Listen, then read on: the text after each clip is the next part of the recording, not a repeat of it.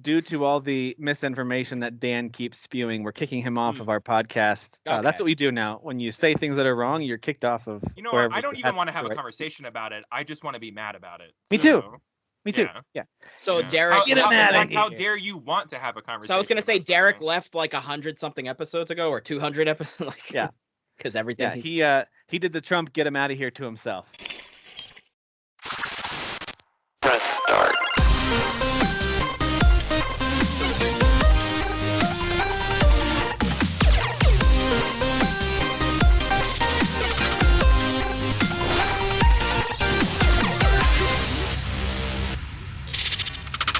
All right, let me ask you guys, because we're playing Dying Light 2, Stay Human. We're going to talk about that in just a second. But I'm just thinking about, this main character, which took some flack in the reviews. And I'm only about an hour and a half in, maybe. I don't really have a particular opinion formed on the characters or anything yet.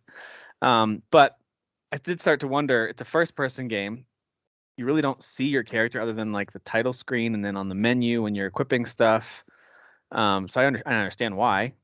Just kind of like a Far Cry game, for the most part, you never saw your character. Although in 6, they did a pretty good job of showing the Danny character a lot more. I'm just curious for you guys, though. When it comes to a character in a game, if you had to pick, would it be a predetermined character? They decide everything about this character, how they look, how they sound, how they act, or do you want a created character? They look how you decide. Which one would you pick? Created character or predetermined? Like just preference? Like, Yeah. God, I love both. I don't. Let's say it's a story-based game. It's a narrative-focused game. I'd say the more the character is fleshed out, the better the narrative becomes for a narrative-based game. But like for like a game like Skyrim or a giant RPG, like I want to create my character, or Dragon Age, let me create my character for that, and I'll just pick my dumb dialogue options. So it might depend on the type of game, huh? Yes, exactly. Like Mass Effect, I want to create my own Shepard, but like Shepard, also has, I don't know. Yeah, I like the idea of like creating my own Shepard, but also like I don't want to create my own character in Uncharted. Like that's kind of dumb. Yeah.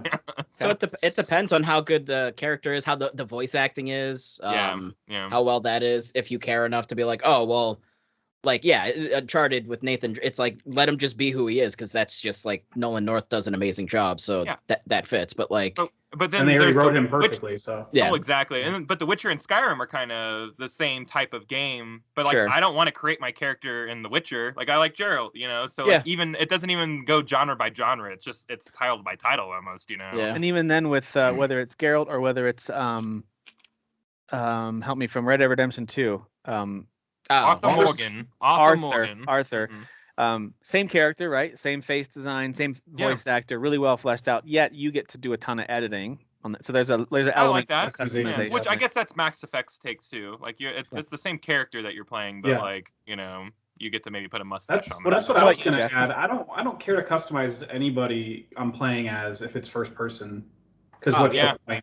Yeah, that drives me insane, especially with Destiny. The amount of microtransactions in that game's history infuriates me, because it's like, oh, cool, so I can see him for like what, like when I'm in like the town and that's it. Like, what's the point? Or when you activate certain special moves. Sure. Yeah, Cyberpunk has a lot of really bad clothes. Like it looks stupid. Like your character looks dumb. Like for most of that game, and that really bothered me. Even though you could never see your character, but for whatever reason, it always bothered me. So like. I get in my head even with first-person games where I'm like, how do I look? I want to make sure I look good for these NPCs that aren't alive at all. Kyle, the trick in Cyberpunk is just to be a woman, because there's some nice leather clothing that's just real sexy. So you just walk around looking real sexy. Hey, the best romances are when you're a lady in that game. So that's right, absolutely. I think I don't mind picking from a predetermined couple of selections either. Like I kind of liked what they did with Far Cry 6, where I pick either the Danny male or Danny female, and they both had a distinct look and a design already. There wasn't much for me to do to them, and you still see them in the cutscenes, but I like that too. You can still change their clothes and stuff, which is cool. Like, there's no Dying Light 2 is an example of one where you don't see anything you're doing to the character, and there's not really customization. There's like gear, at least so far. Yeah, there's just gear you're changing out, but I don't know if that changes his look at all. We have no way to tell. Is he not in cutscenes? So far, there's no like third person. Everything's been still first person. Yeah, everything's been from your perspective. Yeah. Okay. And if it's a flashback, it's like he's seeing his younger self basically. You're like a kid. What you equip is visible. It's just whatever is within your line of vision. So like if it's on your hands, you can see your different gloves. You run like this. Hey guys, do you run like this? Or if you. Oh no, I like when you pick up stuff in the game. You just like in front of an object. Searching bees. It's the worst animation I've ever seen, maybe ever. So yeah, is that what he's doing? Stop it. It looks way better. It looks just like exactly what Tim just did. One of the first things that you do is a buddy tells you, "Hey, go check out that beehive over there," and you go to search it, and he goes like this. Yeah, dude, do it. And in my mind, I'm going like, I wonder why these bees aren't killing me for looking like such an idiot walking up. Yeah, not even the messing with the hive part, but just really the optics of being idiotic looking. They felt like, kill him. Look how dumb he looks. Yeah, look how dumb he is. Kill it. You were massaging them, Tim, so they were relaxed. You know. Yeah, maybe that's a take. Yeah. That's true. Massage the hive. Objective 1 in that game is massage the hive. Dude, the way the arms move when you run on Dying Light 2 does make me think I probably look like a Greedfall character when I run. That's my guess. Can I just say that's proper parkour form, guys? So yes. I think everyone needs to lay off. Arms as far out as you can see it. That is true. All right, one more character preference question before we talk about Dying Light 2. I was thinking about Breath of the Wild recently. My daughter got a Switch for her birthday, and so she was trying out a bunch of different games, and I was like, Breath of the Wild is one of the more epic games, one of the more beloved games of really all time, but definitely this past gen and this current gen. But the main character, Link, doesn't say more than, never has either. So what do you guys think about a silent protagonist like that? Does that bother you? It's dumb. I hate it. Thank you. I'm gonna go against the grain. It's fine back in the day, right? No, it's like, it's time, but, guys. Yeah, and then you give everybody in that game a voice except Link. He's like, nah, he's still a mute, like kind of dummy. Yeah. Sorry. I mean, not that Breath of the Wild is terrible game because of it, but imagine how much more like you'd be invested in Link as a person in that game. Yeah, but I also don't want a chatty Link who's like, wow, look at this grass out here, Like, I don't want banter. Now I gotta find Zelda. I think I love her, guys. Making noises, and you're like, whoa. How long was I asleep? He's talking like from the Saturday morning cartoon from the 80s, like the Zelda cartoon or whatever. He's like, wow, that's amazing. Man or something. Excuse me, princess. He's got to be endearing, right? Like endearing, but like kind of like. I don't know. The typical hero. Dude, like, I want English to be his second language, so he's always like, how you say. And then Mario comes out. He's like, and they didn't nail it in Breath of the Wild. There's still some like voice acting in that game in general that I'm just like, this is maybe weirder than just like maybe reading. So what I want is whenever they do add a voice to Link, whether it's not until a TV show, maybe the games never will, I don't know. But when they do add a voice, I want all the other characters to look at him like, oh my God, you can talk? Yeah, I thought you were some mute dummy all this time. You can speak? All this wasted time? Anyway. I hope he has an Italian voice. Like a deep, hardcore Italian voice. Like Mario has. My thought on it is... And it's Chris Pratt. You take out the spoon and the spaghetti and you twirl it. It's Chris Pratt. It's very weird in this day and age for every other character to speak and you don't. So unless it's a silent game where no one talks... then maybe it makes sense for you. Or unless it's explained, like you can't speak, like, hey, so you're a mute or something. You know what I mean? Like if they actually explained that, all right, maybe that's part of your character. But otherwise, it's weird that you kind of wave your arms and they go, really? Timmy fell in the well? Or whatever it is that, So we do that for a lot of games. Like Skyrim still does that, and Fallout still does that. Like one of my favorites of all time, Chrono Trigger. There's a lot of written dialogue, but Chrono never says a thing. Right. He kind of just stands there and nods his head, and the characters react as if he just told them a bunch of stuff. I think it works better for older games for sure. Like the big games are just getting bigger and bigger, especially open world games. So it just makes very little sense to have all these NPCs that are just giving you quest after quest, and you build relationships with them, but you say nothing. That makes no sense. I agree. Although that's how I wish life was, because I don't want to talk to anybody. So. That's true. I'm just saying, in Elder Scrolls 6, after how many times they stole Skyrim and how much money they made off of it, you better give your protagonist some voice acting. Like, it's insane at this point. Like, I'm tired of just being like, yeah, you said whatever text you chose. Like, no, I want you to, like, do it like they do in Mass Effect or something. You know what I think is funny, though? In some games, I think Witcher 3 did this a lot, too. You pick the text option, but then he says something that's like, is that what that? I don't know that's right. That's right. Too. Yeah, Mass Effect, Dragon Age, these all the time. Yeah. Like you'll be like, yes, it'll be a one-word answer, and then he'll go on some huge speech, and I'm like, that was more than a yes. Like, or like or you're trying to say something. It'll be something sincere, that you reading it, you're like, this is a passive statement. Yeah. Oh, yeah. He'll be like, no, I don't want to do that. And then like he'll say it like, how dare you ask me that? I will shove my foot up your ass. And you're like, no, whoa. it happens. They start shooting at you. You're like, I didn't mean to be hostile. I'm sorry. Why were you being so hostile when I get that? Although I do like in Mass Effect how after a while you're like, all right, up to the right is nice, down to the right is mean, typically. You figure it out. Yeah. Anyway, oh man. All right. Well, I was just thinking about that, especially with Dying Light and with other games I've been playing. Like you mentioned Uncharted 4. It's another game that we're both playing, Jeff, with the remaster coming out. And it's just interesting to see the way that different developers handle their main characters. I was just curious what you guys thought about it. But let's talk about Dying Light 2, Stay Human, which just came out officially today. We're recording on a Friday. And I believe 4 of us are playing it, although Derek isn't joining us tonight. So on the show, I didn't even say who's on it. We got Dan, Jeff, Kyle, and myself, Tim, and we're on here. Episode 101. The regulars. Episode 101. That's right. We're in the triple digits, boys. We're halfway there. Naturally, we're halfway there. Oh, that was a while ago. No, we're always halfway there. We're trucking along at the halfway point. That's right. But yeah, so a few of us have played some Dying Light 2, although we haven't had a ton of time with it yet. But we've got some initial impressions, and then also Uncharted 4, and then some TV shows we're watching. But what do you guys think so far of Dying Light 2, Stay Human? First impressions.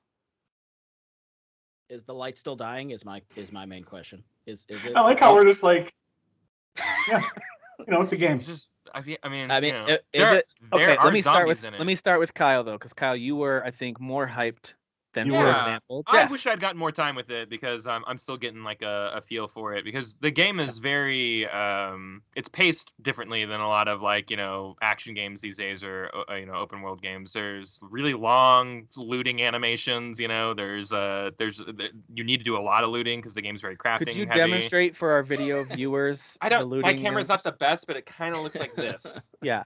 Okay. Like that. Yeah. Does that or does that not look like an awkward sexual encounter? Kinda, yeah. It kind of looks like a weird groping thing, and Twitter's already on their way to cancel this. You're digging in the pockets with that second. Just think of a nice rear end and like what you would, you just kind of massage. What's extra weird to see goes. Yeah. Oh yeah. It's really weird. And then he does the eyebrow thing. Really weird. Yeah, I don't. It's got some. I remember that when the first game came out, people were like, "Why the hell does R1 jump or whatever?" And I remember saying that myself or whatever. But as you get into the game and the controller becomes very full of what you need to press to like really get around and stuff like that, because you start getting a lot of tools like grappling hooks and stuff like that. So it makes sense that it's there. But even right now, I'm like, oh yeah, this is that weird game that makes jump R1. Okay, yeah, I forgot all about that. Yeah, it doesn't bother me, but it doesn't me either. It's just an interesting choice, I don't think it was necessary. So like, I'm not running around going, oh, this is so much smoother. Like when I played Bloodborne for the first time, and the attacks were mapped to the R1, R2, which I had only seen in a few games before I played Bloodborne. I didn't see that in a lot of games before. Usually I'm mashing the square button on my PlayStation controller. So I got used to that, and I actually started to really like that. So when a lot of other games started picking up on that, everything from God of War to whatever else, I was like, yeah, your quick attack and your strong attack, this makes sense. I'm starting to really like this. The jump though, it's fine. Like you get used to it. I think it feels good just for this game. Not even just to feel this good. I don't think you could take this lesson into another game. That's true. Personally, yeah. I just don't know that I understand the is it streamlining something? Does it? Well, and again, as you start getting, and this is me talking about the first one. I haven't gotten too far into this one, but like it's a situation where your fingers are articulating in such a way later in the game to like press all the buttons to really get your locomotion going. So you're grappling, you're running, and so it just kind of makes sense that it's right there. But I remember that not clicking until like way further into the game. Like, oh, this is why this is like R1. And I don't know if I'm going to have the same epiphany. But yeah, like what's the attack button? Is it square? It's R2. R2, yeah. All right, so that's weird because it's like in my head. That's my problem with it. In my head, square would kind of make sense as attack because you'd be using your thumb and then you'd be using, your index finger for jumping and. That's exactly it. So one of the early moves they teach you is when you stun an enemy, you can kind of vault over them, and then in midair you can hit the attack button to do this drop kick. You drop kick the next person. Yeah, completely physically impossible. But anyway, what you do a vault over someone. He curves his jump. Hey, they say that he's stronger than most people. Okay. Then a double kick into into another enemy. And so that actually, I mean, it's a cool move, and I'm like, oh, this is a cool basic set to kind of get you used to kind of parkour and fighting mixed together. I'm not saying the moveset's bad, but the button presses feels weird. Can you not remap buttons, or? I don't know. I didn't try it. I didn't try it either. Yeah. I remember this being a complaint about the first game though. Like, I remember people being like, "Yeah, the buttons feel weird. Like, I don't know why they chose this." I don't have a problem with it. I can get used to it. It's fine. It's bizarre though. I think it's worth. I think it's worth observing. Yeah. But I will say, for sure. When the game fired up, so Derek bought it on PS5, and so that's where I'm playing it. And so I played it for a little bit last night because it unlocked at 10 p.m. here, so I was able to play it for about an hour last night. And I think it looks really great. I think the visuals were like, whoa, all right. So this is maybe not quite to a Far Cry type level with the vistas that I saw in Far Cry 6, but still pretty good. I mean, I was impressed by and I wasn't even playing on like the highest resolution mode. I was just playing on performance mode. So I wanted 60 frames per second, and I still thought everything looked nice. I didn't really zoom in on all the textures, I wasn't really evaluating it Digital Foundry style. I was just looking around in general as I was moving through the game, and I thought this looks pretty good. So there are some flat textures that are like, all right, they just wanted you to see the color of these leaves so that they want you to know you can climb up there. There's plenty of that type of stuff. But overall, I think it looks pretty good. I think the zombie design that I've seen so far, just like the first game, is creative and creepy and all that good stuff. So I think visually it looks pretty good. Even the characters talking is fine. It's not the best or the worst. I think the characters serviceable is how I would describe a lot to do with this game so far, at least early on, because early on is barely scratching the surface of what you're going to end up being able to do in the game. Yeah, it's I mean, y'all just got into some of the open world stuff, right? Is that right? Yeah, I got to the Bazar, like the French guy with the dumb name left. I just remember in the first what's his name, Codex or something stupid. It's Hakon. Hacker, whatever. He left. He was like, "Hey, enjoy the world," and he left. Okay. Can we talk about him real quick? So there's always a character like this in these games who shows up and is just the only good person left on the earth. He's just like he's unexplainably kind and patient with you, even though for no reason everyone else wants to kill you. He risks his life completely to save you, but there's not really a reason for it other than he never says anything. Other than like, well, there was another pilgrim who helped me once, and it's like, what? Like, another pilgrim? He says pilgrim. And I don't even know what that means. Well, it's like a faction. It's like what you're like a messenger. It's like a messenger. Okay. But anyway, so I felt like even right away, and I'm trying not to put too much onto this game. Like, tell me a good story, move me. Like, I'm not trying to do that, but still, it's hard not to go like, why is this guy so invested? And he he spends the next 15 minutes or so, like really risking everything for you. A bunch of times, and I'm like, what is going, like, does he have a crush on me? What's happening with not all heroes work? And then he asks you right before you're allowed to traverse the open world, like, hey man, you want to just do this together? And you can go, I want to think about it, or you agree to a partnership. And I'm like, how does he trust you this far? Like, because I have been nothing but like, I cut off every question he asked me. I'm like, not interested in disclosing anything to him because I don't know this guy. He hasn't explained his motives to me at all. So, and then like, regardless of that, at the end of the tutorial, you can call them tutorial missions. At the end of that, he's still like, hey, you want to partner up? And I'm like, what the heck? Yeah. I said because I mean, I'll want a guide. Why not? Yeah.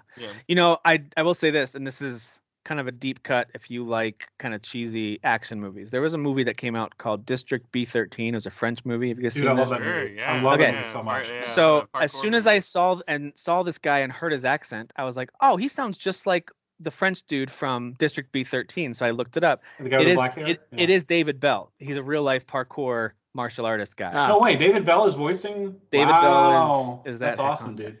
Yeah, he's a real. That's the biggest. And it kind of looks like him a little bit too. Like, and as soon as I was like, hey, he looks like now the it makes sense. B13 guy.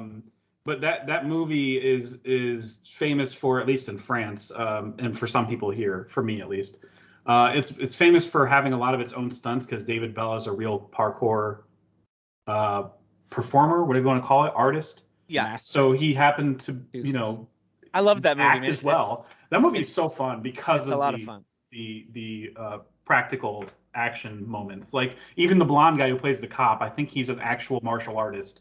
Well, there's a bald guy who's been in other stuff. It's Cyril Raffaelli and David Bell are the main two characters, and they're both what I'm talking about. Yeah, they're both just insane parkour / martial artist dudes. They're both awesome. Yeah. So anyway, that one's good. The sequel's not as good, but that one's really good. Yeah. One of those moments in the game where I was like the character model kind of looked like him, and he sounded like he had an accent. So anyway. Yeah, the name or not the name, the voice sounded familiar to me as well. Man, District 13 is 17 years old now. That movie's been out for dude. And also they remade it with Paul Walker, and the movie's atrocious. I was gonna say, I'm actually really partial to the American version, right? No, that's the better version, right? No? Kyle, that's like The Departed, right? Where it's like. Everybody acknowledges. Everyone knows that The Departed, guys, this you're is not the Departed of parkour You're not pronouncing movies. it correctly. It's The Departed. Departed. That's right. You a co-op. Dan is our expert on that one. Yeah. All right. So anyway, so I think it looks great. I think so far the intro parkour stuff is exactly like I remember it from the first game. It's cool. You could. There are times when I wish there was a better sprint option. I can't remember if you unlock the ability to do more sprinting, because I do feel like I keep on pressing buttons to sprint, and I don't know if it's doing anything. I don't think it's doing anything either. I think he just runs when it's urgent. Like it just feels like he's running more. Kyle, you got to do this faster. I guess, yeah. I just don't know how to make my character do that. Yeah. It's motion controlled, so just start shaking your controller up. Oh, I'll try that. Yeah, sure. Yeah, do that. Make sure people are watching when you do it. So I think so far so good. The combat, the parrying, all that kind of stuff. I remember liking the combat in the first one too in some instances, although with a lot of the zombies, you're just blindly swinging and trying to run through. It gets more interesting as you get like elemental weapons and stuff like that. The severing I remember feeling good. Like severing stuff. Cutting someone's head off feels awesome. Cutting a limb off feels pretty good, Yes. It definitely happens. Yeah. I've done that a few times already. It's it transpires for sure. I don't know. I'm enjoying it. I'm eager to play it more whenever I get out of here, but it's too early for me to be like, it's delivering, So I don't want to jump the gun. I feel like super early impressions, the overall rating of, I think it's a 79, which is a very good average rating for a lot of games. I would agree with that. Yeah. That feels accurate so far in terms of like, hey, it's nothing jumping out at me as bad, and it's also nothing that's going, my game of the year, I can't stop playing. Like, you know what I mean? So it's fine. It's also exactly what I wanted and expected, and it's not. I don't have the game-breaking bugs that some have reported, which sound pretty bad. I haven't had any yet, but me neither. Either. So I remember. I heard some of that stuff was kind of like towards the end of the game, which would be even more infuriating. Like imagine getting 30 hours in this game and not being able to like go through a door or something. Which happened to me in Dead Island, so same company, So they're bad. Did y'all catch that throwback joke where he looks at the vinyl and it goes "Hoodoo you voodoo"? That sounds familiar. That's the song from the original trailer or one of the trailers of Dead Island. Hoodoo you voodoo, bitch. Listen, I think Dead Island got too much hate. That game was actually kind of fun. It was very fun. I have suffered a game-breaking bug though, so I have a lot of sour grapes. It was fun in a completely ridiculous Yes. My God, my brother and I played multiplayer on that. And we were like, "This is the dumbest game I've ever played." It's the same game though. Like this game just has parkour. It's like the same melee that system. It didn't even come close to the excellence of the first trailer for that. Yeah, there was not one single moment that was even as a fraction of the emotional output that trailer created. Yeah. So. That trailer made me feel things, and I was like, "This is gonna be the most unique and crazy." Nope, never mind. It's not. We're gonna have to kill our daughter in this game, and you end up playing as a rapper, a coach, a stripper, and I don't know. The characters were so wacky. Like a cheerleader, I think at one point. Yeah, it was a cheerleader. Sorry, stripper, cheerleader, whatever. Same difference, am I right? Yeah, right, guys. But I do know that, I mean, if you want super serious, heavy apocalyptic stuff, that's what Last of Us Parts 1 and 2 are for. All right. Then these games are just for silly, crazy, over the top. It's funny. Last of Us did deliver on that zombie emotional type of story. Mm-hmm. It finally came out. It was just we're gonna pick up where that trailer left off. So, well, speaking of Last of Us, I do want to talk a little bit about Uncharted, because that just got its Legacy of Thieves collection released on PS5. We talked about it a little bit last week, and I also started playing it this week too. It's been a little while since I've used my PS5, if I'm being totally honest with you. That's been kind of sitting there idle for a minute. Everyone's a PC person now. I'm sitting over here on my $40 laptop going, I'm sorry. Guys, I can you feel see me? My $40. I feel bad for ignoring all those amazing Sony exclusives that have been arriving all holiday. But Apology not. Oh, that was a jab. Okay. Ooh, Solar Ash. I felt that one. Yeah. Dude, but it's on PC. So anyway, all right. Got him. That being said, I did fire up the PS5 to get, of course, Dying Light 2, since Derek and I game share, and so we're trying to alternate who buys which games this year. And then also wanted to play the Legacy of Thieves Collection. And I got to tell you, this game looks probably better than even the most modern games that have, like, it looks so good. It looks like it might be now yet again. In 2016, it was the best looking game I'd ever played. Sure. And there have been, I think, better looking games since then as technology has advanced rapidly, as we all expect it to. But now I feel like it's back in the top again, at least in the discussion for the top. Absolutely. I really do. Yeah, I really agree with that. I feel like God of War is still at the top for me in terms of how the PS5 can demonstrate its graphical capabilities. Yeah, it does look really good. Yeah, Uncharted 4 is like, I mean, it's just short of being an actual movie. It's just short of that. Yeah, it really like is, there's still obviously animations that you're like, this is obviously it's a game. Right. The mechanics when are like I've seen in their hands a lot sometimes. When Nathan's climbing something, it's like, that's not real. Like that doesn't look realistic. Climbing like with his finger, like, come on, bro. He's the strongest guy in the world. Not just climbing like this, but he just did a horizontal full speed leap 20 feet over a chasm and then caught onto it like that. Yes. Oh guys, I got it. I'm totally secure with this. And then just like throws himself upwards, right, onto the next like ledge. As long as his one arm's reaching, he's safe. I don't know the last time y'all tried to pull up, guys, but it's hard for me. And this guy's like vaulting himself. More like buff. 20... He should be more like this. He should be more like Jack Reacher. I mean, he should look like Jack Reacher. Yeah. Oh my gosh. Sure. Yeah. Also, I think I got up to chapter 8 maybe in my playthrough so far. It's one of those things where I told you guys this in our chat too. I plan on let me just see how it looks after hearing you guys talk about it. Reminding me how much I love it. Naughty Dog game. It's impossible, I swear. Let me just play it for a few minutes, and then next thing I know, I was like, oh man, it's been 2 hours. I gotta shut this down tonight. So it's just so good, and I can't emphasize enough how good the performance of Nolan North is across all those games. But then you add on characters like Laura Bailey playing Nadine. She does an amazing job. You've got Sully always shows up. Of course, you got Sully. Yeah, he's amazing. But then I know that sometimes people roll their eyes because he's in everything. But Troy Baker coming in as Sam, he delivered, man. Like that.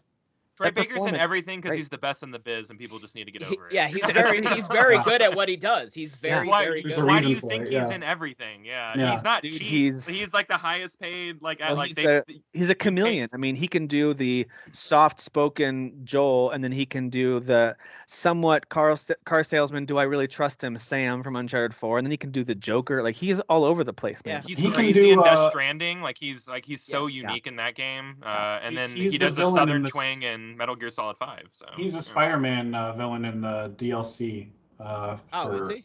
Yeah, he's the blonde guy. He's also. I'm talking about Miles Morales. Never mind. It's Miles Morales. Yeah. He's like the blonde guy. He's Scuzzy CEO too, and I didn't even recognize. I didn't know that was him until you just said that. Yeah. I remember I only knew that because I looked it up. I wouldn't have recognized him otherwise. Yeah, and then exactly. Also when last year around this time when I was playing the medium, I was like, whoever's doing this creepy villain's voice is good. It's him. He's doing monster. He does all these, and I know they're doing a lot of effects because that voice is super demonic, but like he's still going from like kind of sad and scared and like, can you help me, to like brah, brah, brah. Like he just modulates like crazy. That dude is amazing. So hearing him do a role like Sam from Uncharted 4, he does a great job with that. I talked about this last week. It is a little bit of a stretch for there to have been this brother of Nathan Drake all along, but they do a pretty good job of introducing. Here's a little bit of their history right out of the gate. It's like, here's their history a little bit, and here's why you haven't heard about him, because as far as Nathan knows, he's gone. And oh god, I'm sorry. No, go ahead. I was gonna say, and he hides behind his humor. Like he rarely ever confronts like how he feels about anything. He just has a quip for everything. So it's like, why would he be like, yeah, and my dead brother, as he's crying to like Elena about something? Yeah. Yeah, it'd been 15 years, as the story says. Yeah, so and it probably wounded him. He left his brother. I mean, because even with Elena, it's like obviously he falls in love and they get married and so on and so. But like the ups and downs of their relationships, like that's on full display in this game, and I think it's awesome. That's a person that's in his life currently, and he can't even like just be like straightforward. And she supports him too. She's like, you need to do this job. You like, I fully support you. And he's like, nah, I left that life behind or whatever, and then lies to her. Right. Yeah.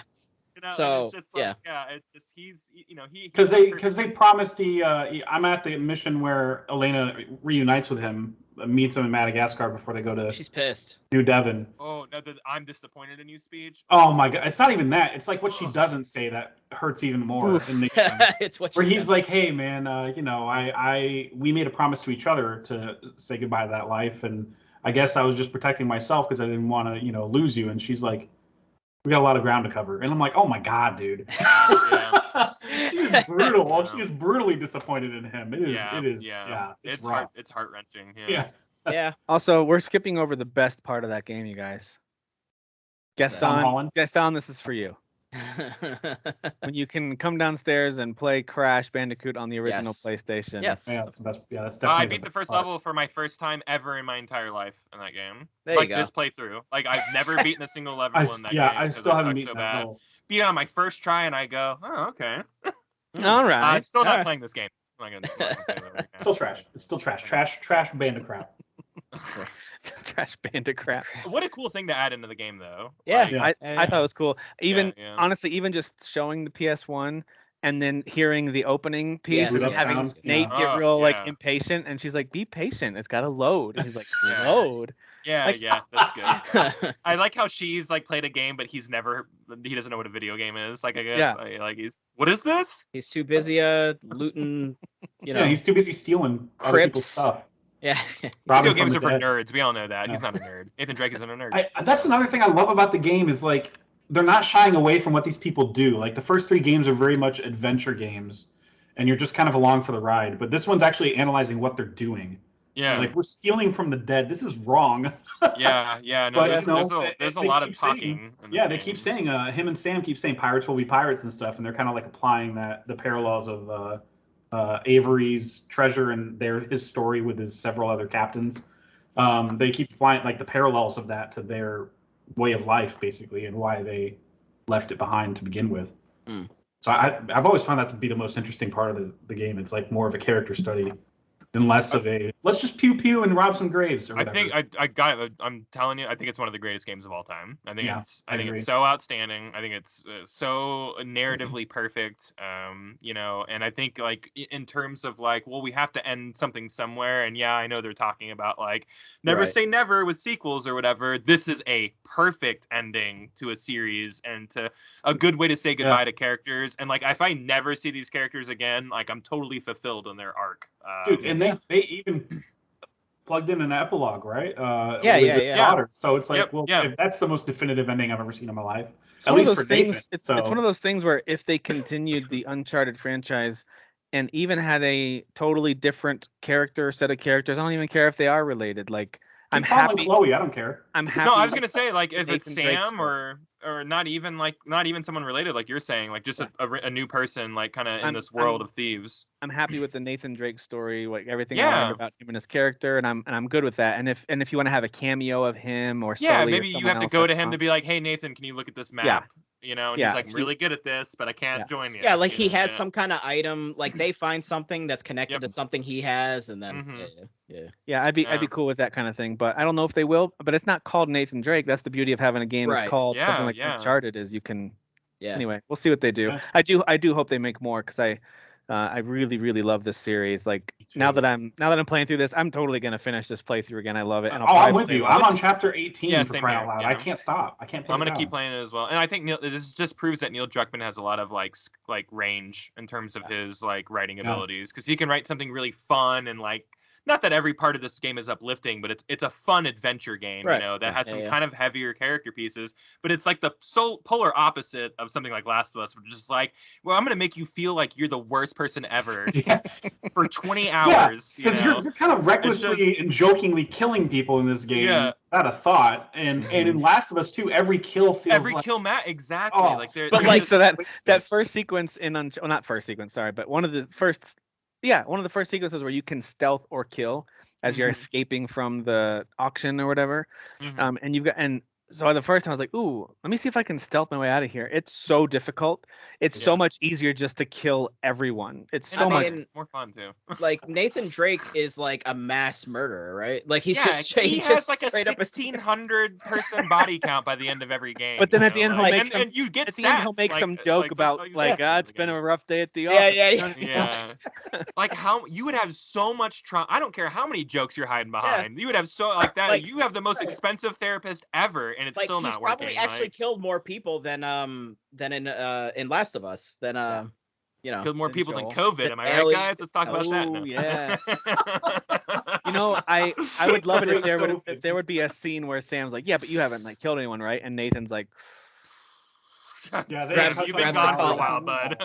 Yeah. I gotta commend Naughty Dog for. I mean, this is pretty much across Uncharted and Last of Us, but their level design is just immaculate and unmatched to me because both Last of Us and Uncharted do this. 4 and Lost Legacy specifically, where like you're kind of in a faux open, like a fake open world, right? Basically, like it is an open world, but it's not.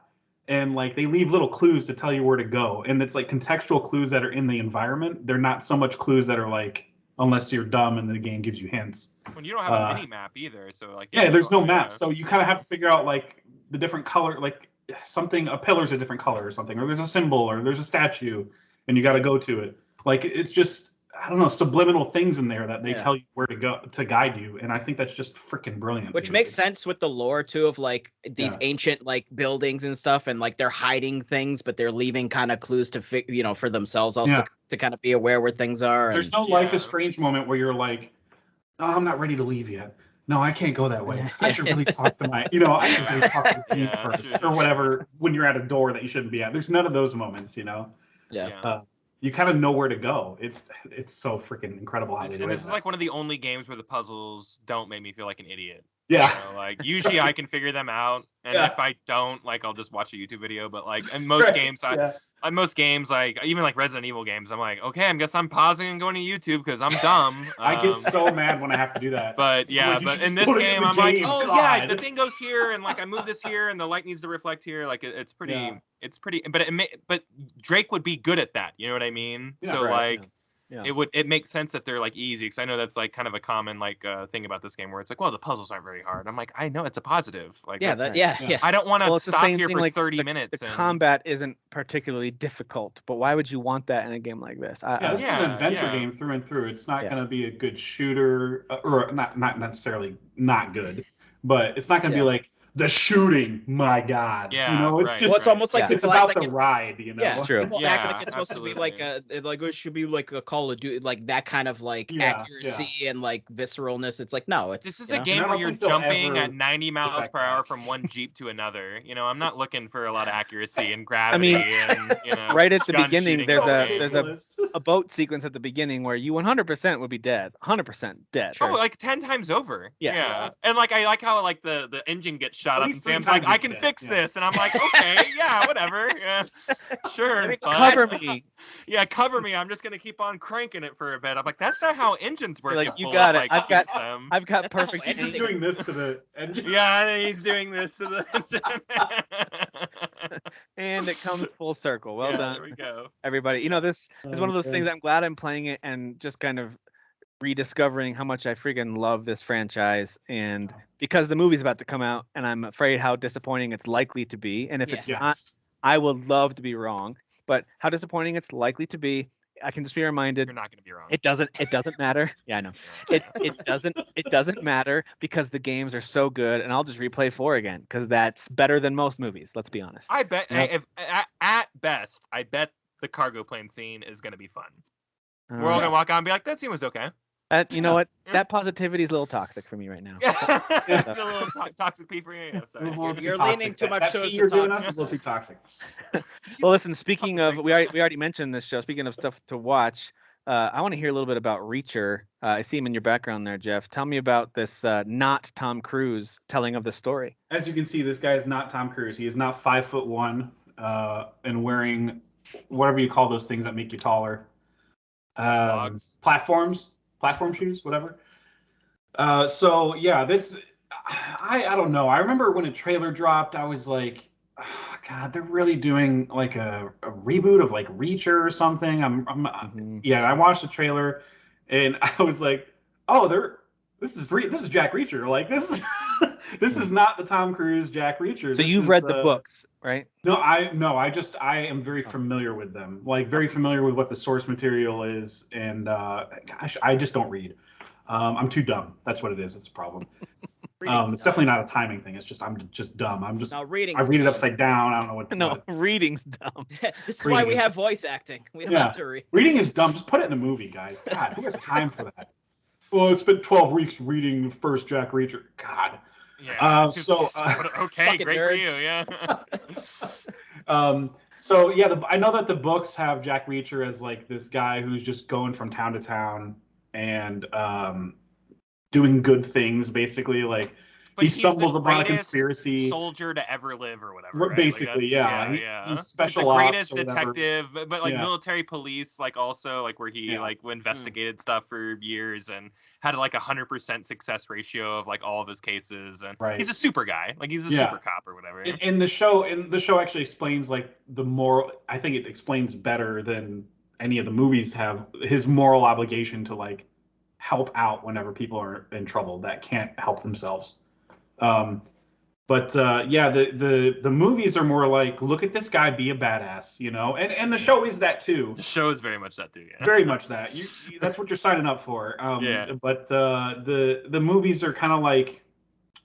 The second one's really bad. I enjoy the first one. The second one's just trash. Well, Werner Herzog's in the first one, so there's a lot. Yeah, Werner Herzog's a bad guy in the first one. He's great.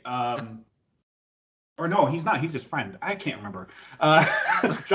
He's there though. Yeah, he shows up. One of the villains, I think it's in the first one, was actually the best friend from the Spartacus TV show. No, that was his enemy at first, right? Oh yeah, that was his nemesis. You're right. But it was his buddy at the beginning. He had like the blonde hair, and he. Yeah. Okay. Sure. Anyway, I just remember him being in Jack Reacher, the movie. So I don't really remember much about it. I remember recognizing him. I remember there being Tom Cruise on a motorcycle doing some things, and he was doing stuff in a car and had jeans, and he was honestly, if you were to show me a picture of some of his other nondescript action movies like Night and Day and Jack Reacher, I'd probably be like, I think it's from. Movie. Yeah, I don't know, man. So I'm pretty sure it's the same director, for crying out loud. So this I don't know. This one is just written different. He's obviously a much bigger dude, and that's how he is in the books. He's like 6'5", like 250 pure muscle. They call him like a gorilla, and like they call him all these names to like emphasize how freaking which he is in the books. Yeah, and in the movie, it was just obviously that wasn't the focus at all. It was more like just Tom Cruise. Yeah, because Tom Cruise is 5'4" and 160 pounds. Right. So yeah. There was something about the name as much either. Like there's something about the name Jack though. Like there's so many like army heroes named Jack. Just like in video games, one of the favorite main character names is Aiden. And so there's just something about, and like Dying Light 2. Roll my eyes. I'm like, freaking Aiden. But dude, Aiden's by the way, like, and they're always boring, right? Like the White Dogs, Aiden, this Aiden, like they're always like, who? Okay. It is reflective, or Ethan and Aiden. Ethan's a big one. Those are reflective of popular kid names. I can confirm with, as I have kids in elementary school, those are the types of names like. Oh, so who are your friends in school? Ethan, Aiden, Braden, Aiden, Ethan, Braden, and Aiden. Yeah. And Skylar, of course. Can't forget Skylar. Oh, not Skylar. That's why I've got my kids are named Thaddeus and Shepard that are twins, and so there's no one else named Thaddeus or Shepard. This guy used to play a Thad in he used to play a Thad. Yeah. Called Blue Mountain. Blue Mountain. Really so many full circles tonight. Yeah, I know. Everything's connected. Like we're doing it on purpose. Everything's connected. So this is Amazon Prime, and the whole series. This is Amazon Prime. The whole season just dropped. 8 episodes. I breezed right through that. I started it last night. It dropped at 7 p.m. I love their show Jack Ryan. Is it on the same par with that in terms of? Yeah, it's way more violent than that, but yes. Okay. Because I love. There's a fight out because they set up the violence to be like the action scenes, to be justified, like justified an oliphant, as Kyle and I say. It's justified. So inside joke. Anyway, I just like seeing you guys whisper to each other. It's so sweet. Watch the TV show Justified and make jokes about it. Anyway, the action, they make sure to explain why there has to be violence. Like that's the only way out. Yeah. And then when they deliver the violence, holy crap, is it brutal? He does not care the bones he's got to break or and it is visceral. You see a lot in this show. Like it is. Yeah, it was a lot of, because I've seen the first episode. I think Jeff finished it, but no PG-13. By the end of the first episode, I was like, I can't believe he did all that to all those people. Like that was Kyle, that noise you made. Kyle, that noise you made reminded me of like every character I'm seeing in Fargo right now. Like, oh boy, oh wow, oh my, oh gee golly, wow. That guy is not gonna be able to walk again, is he? Yeah, no, he's gonna have to draw with the other hand. Yeah, that was not nice. That was not nice. Yeah. It's great though. I love and that's what apparently the books are, where it's like, he arrives somewhere, gets accused of something or wrapped up in a conspiracy, and he has to resolve it for the good of the people. Yeah. And he has no qualms about who he is and what he's capable of. And he knows the law, in fact, he in fact loves getting in fights. Like, but he doesn't really like. He doesn't really like where he's very stoic and stuff, but so he's not like, I'm gonna go beat somebody up. It's just he tests people when they test him first. Yeah, well, and that's the other thing. Yeah, he's stoic, but he's also has a quick retort, and like he's always like dissing people, like undermining them, and the writing's really good in this. The writing's really good. Yeah, I was really surprised by like some of the writing. I'm looking at this guy, right? This square jaw. This guy just looks like a Greek god behind you, right? Yeah. My assumption is, hey, he probably looks the part, but he probably can't be a good actor too. Look at him. Like, how could he be a good actor? Good.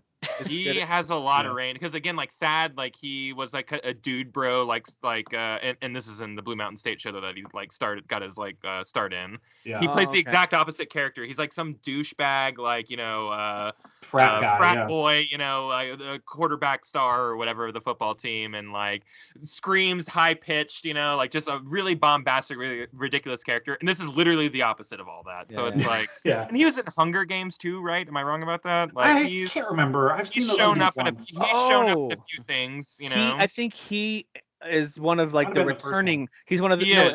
I think it's in the second one when they bring back all the other champions to all compete together. The one with like the ending. That was like, I recognize him from that. Philip Hoffman was like, "We got to save you. We got to save you." I think it was a. It was They bring back him and I forget, but anyway, they're one of the champion groups that they bring back to compete. Yes, yeah.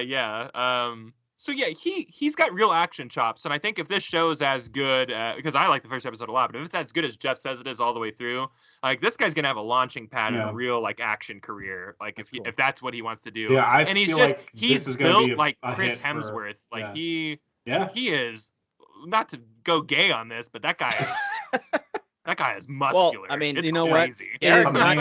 It is not gay. Man. It's not gay for us all to pause and admire a little Chris Hemsworth and those who look like him. That's fine. Yeah.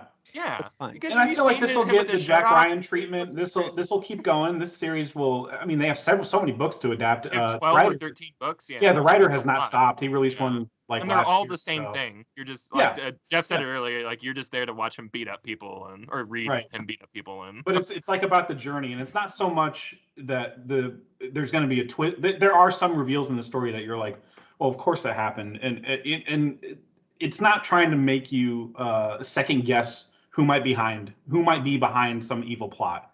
You can kind of figure it out. Like it's not going to be smarter than you in that regard. But it's just such a fun watch. Okay. I really liked it. I was very surprised by it. I was super surprised. Yeah. I'll add that to the list. Let's rewind for a second real quick. Dan, tell me about this card game you're playing that both Jeff and I diddled a little bit, it's fair to say, right? Yeah, I demoed it. Yeah. But tell me about Inscryption. Yeah, I was looking for the document and it wasn't coming up, so sorry, I put that in after we started Show Talk. So I've played a chunky slice of the game, so much so that I guess I didn't beat Inscryption, but like I did, but I didn't. because something happens at a certain point that completely flips the script of what you guys have experienced, and it's something else entirely. I read about that. I read that there's 3 different acts, and they're like all very different from each other. Okay, like you're kind of doing different things. That's a good vague way of putting it, but it's like in the beginning it's like that first person like super creepy vibes, and the guy in front of you with his like swirly eyes and like all kind of the creepy sounds and everything, and then things get like a bit different on the second act, which is super cool. It's really fun. It's addictive. It is a roguelike like card game, so you definitely have those kind of the complaints that we've had with like Returnal and Hades, where it's like if you just have a run of like, in this case, not great cards, then you're just not going to probably make it to the end of that run, and you're going to start over essentially. And I don't know if I don't think you can really do this with like say Hades, for example. But what I noticed was, so at one point I was like, let me just test this. I basically was in the middle of a match. I was about to lose. I quit, I went back in, and I basically got to start it over again. But what I noticed was I was getting the same cards, they were getting the same cards. He was kind of like placing things in the same spot. So like, so it's a little weird because it's not totally random then, right? So if you truly get in a position where you just don't have a good hand, because the cards are going to feed to you exactly the same, apparently, whether you quit and go back in however many times. So if those cards that are coming out of, because it's random, the deck, the way it's been shuffled, if it's just not going to come to you in a way where you're like, oh, I'm actually getting good cards to be able to make it through this, you're not going to make it past that point. So that's kind of a flaw, because it's not like, I guess it's not totally random where it's like, or they don't want you to be able to exit, come back in, and get better. Well, luck. Sure, but like what I'm saying is like you basically are kind of going into that match with the randomness of what's happened prior. If you're not getting the necessary stuff that you need to really kind of have it be fair and balanced, then you're out of luck. You're just absolutely out of luck, no matter what. I gotcha. But it's really fun. I like the basic concept of play a powerful card. You have to sacrifice the blood sacrifice of the little squirrels or the other cards. Yeah, there. I like that. It's very dark and kind of sinister and funny the way that they do it. Yeah, I like it. But I love the card that talks back to you. I can't remember. Is that a cat or something at the very beginning? The stoat. The stoat. Yeah. He's very snarky. And you power him up, and he starts to glow. And that's part of the story too, because there's a couple other ones that are similar to that, and you basically start getting like this thread because basically you can back away from like the board and you can walk around the room. And there's like puzzles and things to open to like say find other cards or some items that you need to progress the story. Like you can't progress the story unless you actually go and sort of back away from the table. Yeah, back away from the table and investigate the room. So there's certain things that you get throughout. I would not have thought to do that. That's an escape room. Yeah. It basically kind of is actually. But yeah, no, it's. I didn't know what I was in store for because I didn't really read much of the game. I just had seen like bits of video or like some screenshots, and I'm very surprised. It's actually very. Did you buy it on sale? Some of the yeah, I had the Epic Epic Store. I had the $10 coupon. Yeah. So I probably got it for like $6, right? Because it was on sale for like 15, 16, and then I might have just missed that, but it was still $10. So it's okay. It was only $10, but yeah, it's. Absolutely, yeah. Even $20, I would have. I did buy it during the New Year's sale on Epic Game Store because of that deal where it was down to 16, and then they kept giving away $10 coupons like crazy during that sale. Yeah. So I got it for $6. So I've got it. It's installed. I'm like, I'm gonna dive into this game. It's just a matter of when. So I'm gonna. Yeah. But you got me wanting to try it now. There's there was the last run that I did before I got to Act 2 was super awesome. So there's like these little totems that you find. And there's basically like a body and a head. So depending on sort of which ones you find, like, so basically the body will have sort of the different extra little abilities, like your card basically can fly over other cards and like attack directly, or like do like instant like death and things like that. And then if you have on the heads, it's like depending on if it's like a insect or if it's the squirrel or like to match the cards, the animals on the cards. So I had a squirrel head, and then like basically, what was it? If that card dies, then it basically gets shuffled right back into my deck. So essentially what happened was I had like just constant like meat shields. The squirrel cards just kept coming back into my hand. And I kept throwing them back down to essentially be meat shields. So he would never hit your your crucial cards that you sometimes would use for attacks. Would. But yeah, essentially, it just kept using them to be able to shield until I got the appropriate cards to just kind of like really unleash some heavy damage. One of the funniest special abilities in that game is you can pull a tooth and add it to the scales that are measuring who wins and loses. It gets worse. Oh my god, the tooth weighs. I'm sure it does. It gets worse. There's something even more devastating you can do to yourself. So. Oh my gosh. Yeah. It's well worth and if you get stuck at a certain point, you're like, oh, this is too confusing. I mean, I had to look up a couple things. I didn't even care. I was like, whatever. With the puzzles, because I was like, I don't even know where I'm getting the information for these puzzles. So So yeah, who cares? Just look it up. The game is yeah, exactly. Yeah, we talked about this before. Just look it up. If you're lost, look it up. Man, no one cares. Yeah, like no even if they feign that they do, they don't. Yeah. It's absolutely well. Kyle does it for Uncharted puzzles, so it's fine. Yes. Yeah, all the time. Those super easy puzzles. I'm like, I'm not gonna. That's how I got through The Witness. Is I looked up every puzzle and I didn't solve. I actually just watched a let's play of The Witness, and I was like, I beat that game. If you got, I'm smart, man. I beat that whole game. I'm wicked smart. If you guys legit, like card games at all though, like at least get to Act 2, and then if you're kind of like, all right, I'm satiated, but like at least get through that first act because it's really good. I don't even like card games. I just heard so many good things about this one in particular that I was like, all right, fine, and I did not expect to like it at all, and I did really like the brief time that I played it. It has no business being that good with how it looks. It looks so grainy and gross and muddy. Yeah, that's part of the creepiness of it. Yeah. Yeah, but it works. It all works for it. Now you're also watching. You just wrapped up Castlevania. Any final? You've talked about that a little bit before on past shows, but final thoughts on that? I did finish it. I was telling you and Kyle, and then so Jeff, I'll tell you also because I don't think you finished it either, right, Jeff? No, I have 2 seasons apparently. Okay. Jeff and I are like at the same spot, I think. Yeah, it is shockingly excellent. Like it's not a studio that is from Japan, so it's not straight up anime, but it's about as anime as an American studio is making something that's animated. And it's really, really good. And then I think at the end of season 2 is kind of like a big crazy thing happens, and then seasons 3 and 4 are sort of like the aftermath of that. And even that is that makes sense. Season 2 had the stuff of that is really interesting because it's like the politics of it are actually pretty interesting, and kind of what unfolds after that sort of crazy event at the end of season 2. Even if you're not a Castlevania fan, or just super into animated stuff, it's very good. There's a particular brawl with one of the vampire chicks in season 3 that's just like brutal as hell. Like these humans just show up at the camp and they're trying to like sort of ambush them because it's broad daylight. And they're all intense. And she just puts on, she basically has something to kind of help her deal with the sunlight. And it's just, the animation is incredible of how she's just murdering all of these dudes. Like, you guys should, great. Anybody listening should look up the voice cast at some point because holy crap, there's a lot for of Castlevania. The Thorin Oakenshield himself plays the main character. So Thor Oakenshield.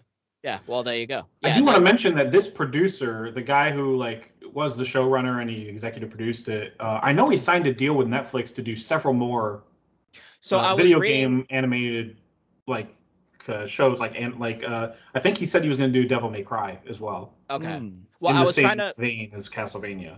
I was trying to read Trouble or something. Well, no, that was the creator. That was the creator. He got fired from like the last season. I see what you're saying. Yeah.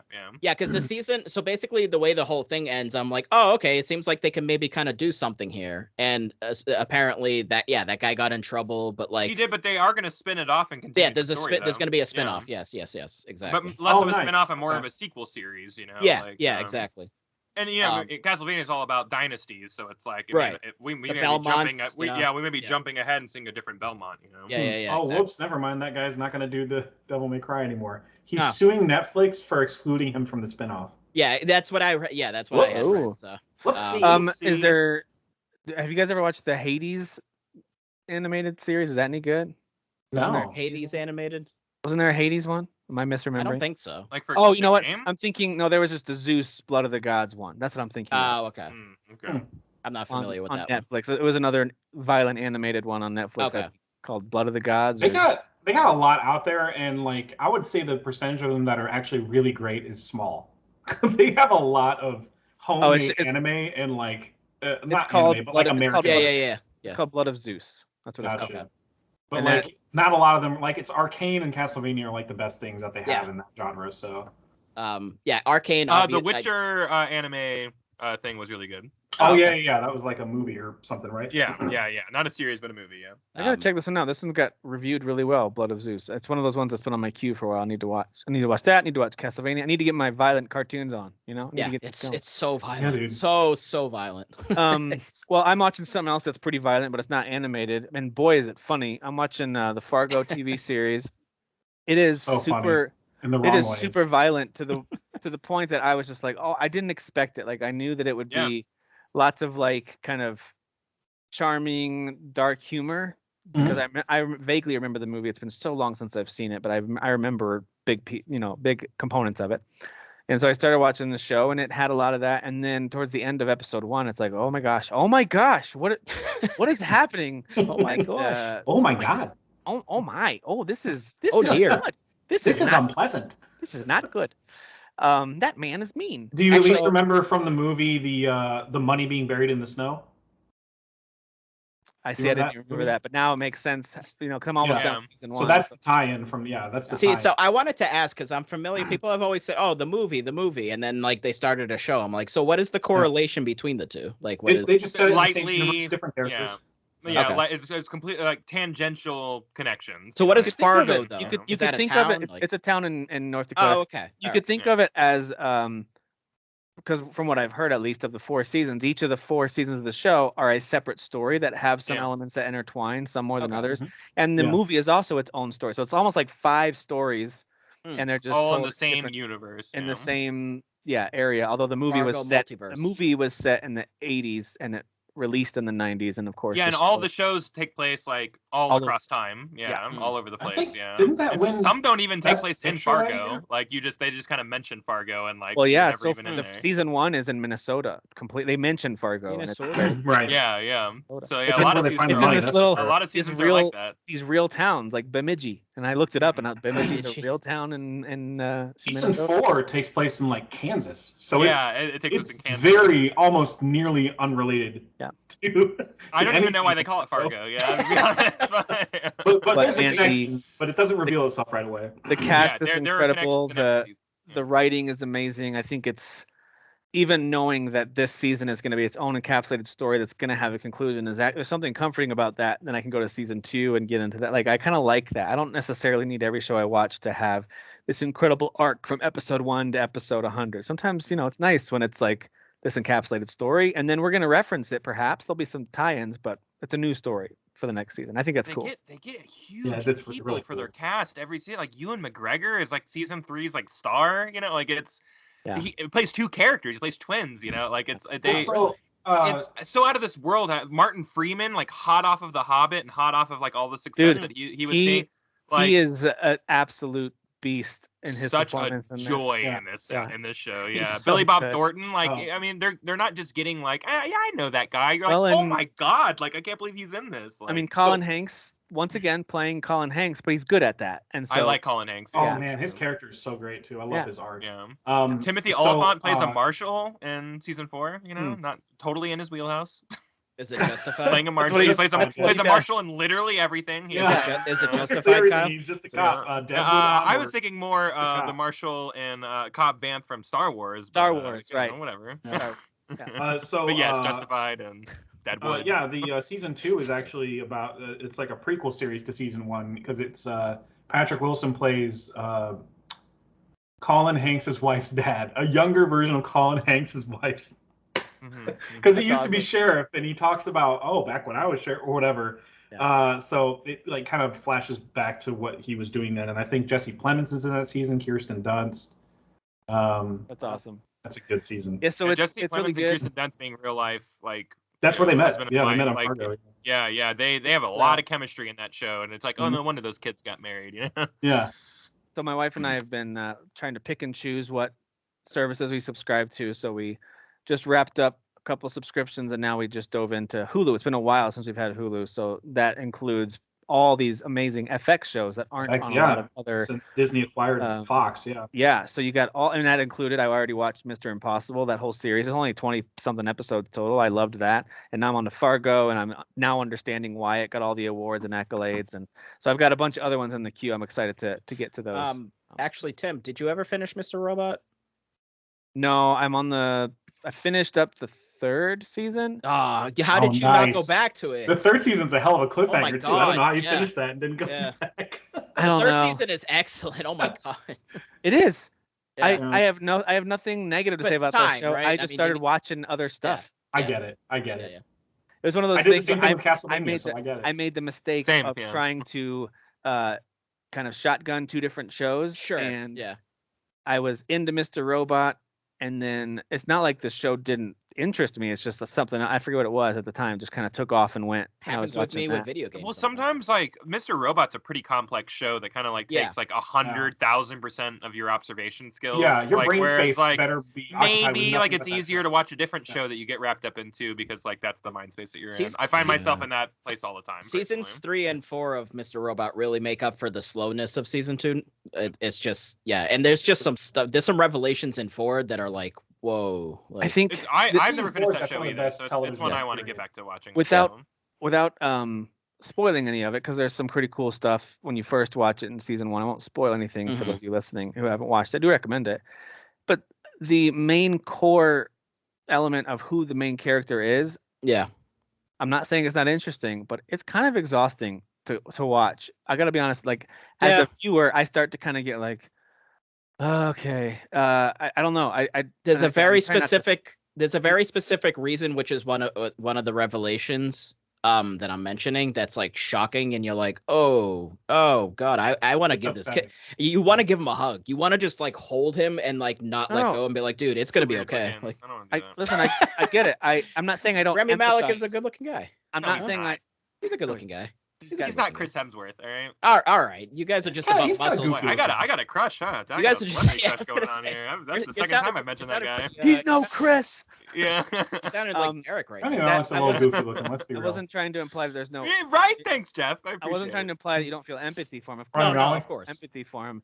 It's just I find it exhausting to watch after. It's one of those things where after a while, if you're watching, like even something like The Walking Dead, I'm like, how much more do I want to watch these characters suffer needless? That's what the show is. Sure. That's pretty much what it is. And that's kind of what Mr. Robot is. That's Handmaid's Tale too. Like I straight up quit after last season, even though last season ended on kind of a high note where somebody got some revenge. Actually, a bunch of people did. And that was cool. And I was like, it took you 4 seasons to get to that point. Everything else was just torture. Everything else is just the most depressing crap you could think of in a TV show. Yeah. So I'm done with that show. I got what I needed. I'm good. I got the revenge. I'm out. It's a personal preference. It's one of those things where I'm like, I kind of just feel, and it's what Kyle said too. Like I can't half watch the show while I'm playing a phone game or doing work or something. Some shows you can. I can't really do that. So I have to be focused in on it. And I was like, I don't know that I want to really dedicate 100% of my time right now to this. I was distracted by other stuff. I will say I get that with a show that's about like mental health or wellness and there's some trauma in there too. I totally freaking get it. Totally get it. It's heavy. You want something to breathe through. Yeah. But I did not shelve it. It's one of those things. It's one of those shows I was not like, I'm going to shelve this and come back to it much later. I just kept remembering like, to ask you, be like, and then forgetting to be like, did Tim ever finish that? It was a not on purpose shelving. How it just happened.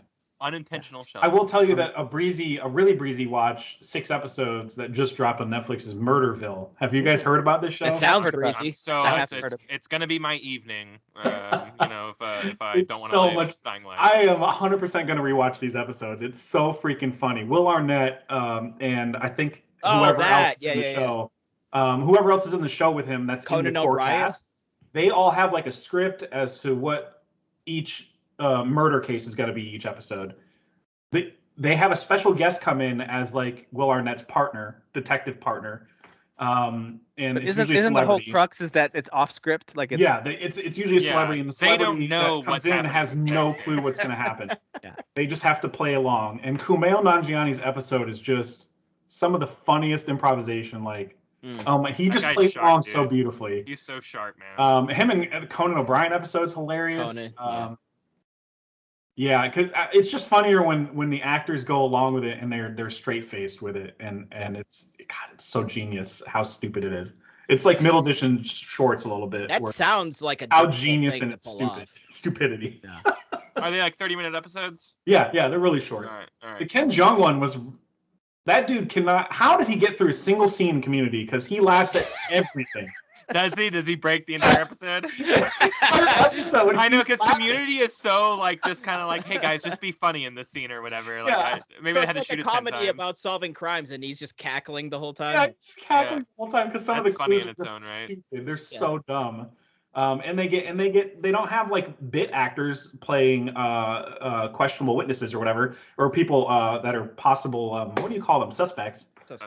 They have people that you might recognize from other shows, like Rob Hubel is one of the possible suspects of murder or whatever, and he plays triplets, and he plays 3 totally different characters, and it's so freaking funny. I gotta check this out. Yeah, I do like. I mean, that's one of my favorite things to sometimes watch on YouTube or on Facebook. Watch when it pops up. It's characters breaking, bloopers, all that kind of stuff. I love that. All the laughing in. If it, I mean, Ken Jeong especially, they couldn't cut any of his laughing out. By the way, someone caught. And it was really clever. Like, male laughing. They left all that in there, and it's so funny. Maybe you guys caught this too when you watched it, but I didn't catch it when I watched The Office. That Idris Elba almost broke when Kevin Malone goes. I saw that. From the side. Because it wasn't scripted. It was like, and the timing was right as David Wallace was trying to say hi, and then right as he's about to talk, then Kevin goes hi.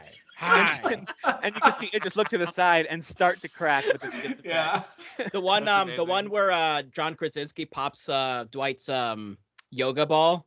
Like that one, the way he falls, you see John Krasinski just dive off to the side because he's just like about to just like dying, completely break, and that's the one that they kept because it's the best fall of like just the way he falls over. But yeah, those are the best. I will say, surprise improv player of the show is Marshawn Lynch of all people. He's a former football player. Dude, that guy. Yeah, I can see that. Seahawks and stuff. Dude, have you seen some of his interviews in years past? No, I just when he was in the NFL, I've only paid attention to his like interviews whenever he was in the media for like not playing along well with the interviewers. Right, and he had a lot of that stuff, whether it was an entire interview of just saying, thanks for asking me that. Like, all he would say in response to every question after a game. Hey, thanks for asking me. He would say something like, I'm just here to play football, or something like there was one where he just said, I'm just here to play the game, or whatever, and he just kept saying that over and over. He would have whole interviews where and then there was one interview where he brought up a cardboard cutout just trolling of one of his teammates. You know, like he's like... And he eats Skittles. Performing, it sounds like. He eats Skittles on the side. He has to play Skittles. He has to play a card dealer undercover in one scene where his character's name is like Walter Shitwagon. And he's being fed these lines from Will Arnett, and he's like, and his delivery of it is perfect. He didn't even laugh. He was like, my last name. Y'all better not laugh at this. And Will Arnett didn't even tell him to say that. He's just a good improviser. He's just really funny. It's like, y'all better not laugh at this name. Yeah, dude. It also reminds me. I used to love when David Spade on his show. They used to like have an earpiece in and help people be stand-up comedians. That was actually really fun. You guys see those videos too? I kind of remember that. Yeah. It was where him and another comedian would be feeding jokes to someone who's not a comedian who's up at like an open mic night or something. That's funny. That was a lot of fun. Familiar. Yeah, it must have been a short-lived show, which is unfortunate. It just well, it was. I think it was one of the sketches he would do during his whatever the David Spade online show was called. There for one of his many canceled shows. Yeah, dude, his interview show was great. Canceled shows. That's the thing. He's always great. You know, but like everything when he would gather other comedians and actors around, and they would like bring up some news thing or some video, and then all just talk about it. That was really let's talk about this. Yeah. It probably just didn't get enough views. It just didn't get. Let's talk about this. That's David Spade. That's your David Spade. I heard it. No, it's perfect. Yeah, it's pretty good. A little Norm Macdonald-y also. Yeah, a little bit. A little Norm Macdonald. All right, guys. Well, let me ask you this, and maybe you can't think of any in either column, but thinking about the arms race of all these acquisitions by video game companies, and we know that it's not over. Both companies have said, "Hey, there's more on the way." It's like, great, we were hoping. Jeff Keighley is like stroking the flames. He's like, "There's a lot more coming, guys." Jeff Keighley's doing this. Yeah, it's gonna be to the flames. Yeah, it's gonna be a slobber knocker. Yeah, Jeff's loving it. But anyway, what do you think just off top of your head, and I didn't ask you this ahead of time on purpose. I just wanted off top of your head, what would you say are some of the pros or the cons of these companies acquiring these developers and other publishers? So what comes to mind first? What's a pro? What's a good thing that could come out of this? Anything. I got one. Go. What could be perceived as underfed developers, and I mean financially, are finally have the financial backing to be able to make whatever game they desire. I like that. That's a good one. That's good. There is a con for that category too, though. Yes. All right. Is sometimes Microsoft or Sony will tell them to make a specific game they don't want to make. Okay. That could happen. Or they don't make enough money on that last game, so they shut down the studio. Okay. Yeah. So there's that. I think another pro is, especially in the case of the Activision purchase, I think there's a good chance of revamping some pretty corrupt leadership that's going on over there. So potentially cleaning up and essentially saving an organization. Maybe that's a potential pro, right? Yeah. That could save. People like to dwell on, and not without reason, layoffs that come with mergers and acquisitions. Right. But I feel like with Activision Blizzard, there were going to be more layoffs without an acquisition.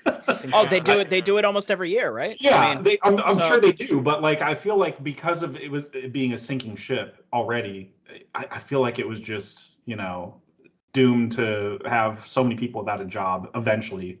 Yeah. And I feel like now those jobs are kind of, many of them are saved. All right. Well, here's a con. I think you've got potential for a lot more exclusivity, where it's like, I wish this were on everything. There's potential for creating even bigger barriers for players who kind of like having their choice of playing where they want to play. There's potential for that. We're not seeing it yet, I don't think, but we're going to start seeing it. When the big Bethesda games start arriving, I think we'll see it. But anyway, I don't know if that's a major con, but that's one that comes to mind for me. That's what I see people like, oh, now I got to go buy another system. It's like, I mean, you don't have to, but I mean, I guess if there's a specific series, I mean, I don't know. I for years didn't buy an Xbox just because, to be honest, there weren't enough exclusives on there for me to care. That's really what it was at the end of the day. And Sony has a lot of exclusives and a lot of excellent ones. So I just kept having PlayStations. We should take a vote in our group and see if that's true. I don't know. I'm sure it'll be a well-debated, definitely not annoying. It will be definitely a grown-up conversation for sure. A lot of minds will be changed as people hear out the other side of the argument. Yo, there will be so much listening. So much enlightening. That's my cup of tea right there. Is that entire You know what? idea. There's a little less positivity there, and it's and a lot of toxicity. All right, that's that situation would be a disaster. So we should shut that down. Well, that's because our group is full of sarcastic fucks. They're great people, Dan, because they listen, right? Right, guys, you're listening. Listen, I'm all about sarcasm because that's my main shtick. But like, also, let's be adults and have conversations sometimes. I mean, sometimes it happens. It's interesting as I'm thinking about these acquisitions too. I think kind of what Jeff said. One major pro could be they might have the funding and support to really make what they want to make. Absolutely. But I mean, on the con side, that I didn't even think about this, the idea of now you're forced to make something you don't want to work on. But do you think that that's actually going to happen? Like, for example, I don't think it's going to happen with Sony and Bungie, of course, being the bigger piece of news from this week. But with Microsoft, do you actually think they're going to look at some of those Bethesda development teams and force them to make Microsoft stuff? Is that? I don't know. Well, I mean, you already have Playground doing Fable. Yeah, so did they choose that, or did forcing them? But it just feels like out of nowhere to the point where I feel like Microsoft asked them to do them a favor. We really need to bring back Fable. It's really doing well right now. Those Playground guys, or the healthy way to approach that is like, hey, chosen to as well. We have of these games, these franchises. Like, does anybody want to? Do you want to pick? Yeah, that's true. That's the healthy way to do it. That's does anybody want to pick up Scalebound? Yeah, dude, why would you say that word? Dan, that's a really great pro, is that we might actually see the resurrection of some franchise or some IP that we thought just gone for good. Well, so that's what Phil Spencer seemed to have backed that up. He's like, we're bringing it back, baby. I mean, it was probably just a PR thing, just throwing out titles, but Still, I mean, it's really good PR. So yeah. But what I'm saying is, if you're just like, I'm gonna be positive about this and think about it in that manner, it's a really good way to do it, man. That guy knows how to play good guy for sure. So yeah, he does. I think it's genuine too. I don't think he's playing. Sure. Yeah, I agree. And I suppose, I mean, that could also mean, I don't think with Sony and Bungie, but definitely with Microsoft, and we've already seen it with Bethesda, we're going to start seeing access to those games through their subscription services, which is a pro, I think, for the most part. I mean, maybe you hate those services. I think they're great. But like through Game Pass, we're seeing it. And I think through whatever Sony launches this year as a response to that, we might be able to see some of the stuff that, you know, normally we had to pay full price for or wait for a sale for. Oh, I can just subscribe and get access to it. Yeah. So there's some potential for that. So I do think it's not all bad news. I think the idea of throwing around the word like monopoly, I think, is ridiculous, but that doesn't mean there aren't some negatives and potential negatives. Yeah. It's just so much of it is up in the air. I mean, Microsoft. We don't have a lot of data yet, right? Exactly. Like there's not a lot of. It's all conjecture. Yes, yeah. So we'll know soon how bad or good it is, but I don't see a lot of negative, but there is some. You know, there is definitely some to like be worried about. And maybe not worry about monopolies, but because I think that's ridiculous, but like do worry about like kind of what y'all are talking about, like artistic integrity, and are people getting the choice to do the projects they want to do, or hey, it's our money, you guys do this type of business, you know. I mean, look at Studio Bend. Studio Bend has gone to Sony how many times, apparently, with like, hey, we want to do this. They're like, nah. No, you don't get to. Yeah, go do. These are like beloved franchises. Days Gone, yeah, Days Gone. How would they not want more siphon filters? You know, like. But they probably would never have gotten to make Days Gone without Sony. Well, sure. So, yeah, no, it's a two-way street for sure. You know, it's just I hope there's not a lot of cooks in the kitchen on a lot of the creative stuff, because like gamers are really observant. They're gonna see like a corporate game from a mile away. You know, hint, wink, wink. You know, like Final Fantasy VII Remake. No, I was gonna say. Shut up, James. Yeah. Shut your mouth, James. Well, if you think about the Sony purchase of Bungie, which was, of course, the big news this week for $3.6 billion. That's no small purchase. I mean, it might sound small numbers-wise compared to what we just saw with Microsoft and Activision, but take that deal off the table, and it's right up there with some of the biggest acquisitions across all different kinds of mediums. I mean, it's right in the price point of Star Wars and Marvel, as we talked about last week. So that's a big purchase. And when I look at that and you see the details, like, for example, a statement came out almost immediately from both Sony and from Bungie saying we're excited about this partnership. But then Bungie made it clear, like, our games are going to be on all platforms. Like, we're not making stuff exclusively for PlayStation. We just feel like this partnership is what we needed to advance, blah, blah, blah, blah, blah, corporate marketing talk. And so, to me, when I see an acquisition like that, it's just like, oh, Sony just wants some of that Bungie money. And I think they're just going to make a bunch of money off of all the Destiny and future IP success. I don't think this is a bring this into PlayStation only move, and it was actually clarified it's clearly not that. So there's more to these acquisitions than our brains understand. I don't think any of us have business degrees. We're not going to pretend to understand all the different moving pieces. All we can do is kind of make our best guesses. There's clearly money to be made with these. I mean, these companies aren't stupid, so they wouldn't make these purchases without seeing there's value here, and here's the long-term value of this. And so that's a lot of money to spend on essentially one IP, for being honest. Well, yeah. I think I saw something where they are actually working on something else. And they are. It's another live service game, which like I think that's what Sony sees as like these. Yeah, what is it? They're good because people 10 pay of a lot them, of money for Destiny. Yep. Every year, twice a year, they pay $40 for more content. You know. So let me rephrase that. Crazy. They essentially bought one existing IP, right? Yeah, potential for the next one. But when you bought a quality dev too, I mean, you know, they've been making games for a while, and you know, so. Well, I remember someone, because I made a comment like that. This just feels unbalanced compared to some of the other purchases, and I know that there's I don't understand. You made a good point with the Bethesda numbers. What was the numbers with Bethesda? So theirs was 7.1, and they have about 15 or 16 pretty massive IPs, including about another 12 that aren't huge catalog. Yeah, it's pretty weird. That's a pretty. So I think it's close to 30. I think it was I think it was today or maybe even yesterday that the 3.6. A part of that was actually to the retention, keeping a bunch of people, like what was it, average 1 billion or 1 million? Sorry, a third of it is to make sure that it was to incentivize employees to stay. Yes, so like a good chunk of that 3.6 billion was literally just to be like, hey, like we really want you to stay on. So yeah, that's what it was. Good. Yeah. Well, you're buying the talent, man, and they're a good studio. Like they. In a way, so I hear that, and I saw someone else make that point. Like, well, they're buying their tech and their talent. I'm like, okay, I guess I kind of get that.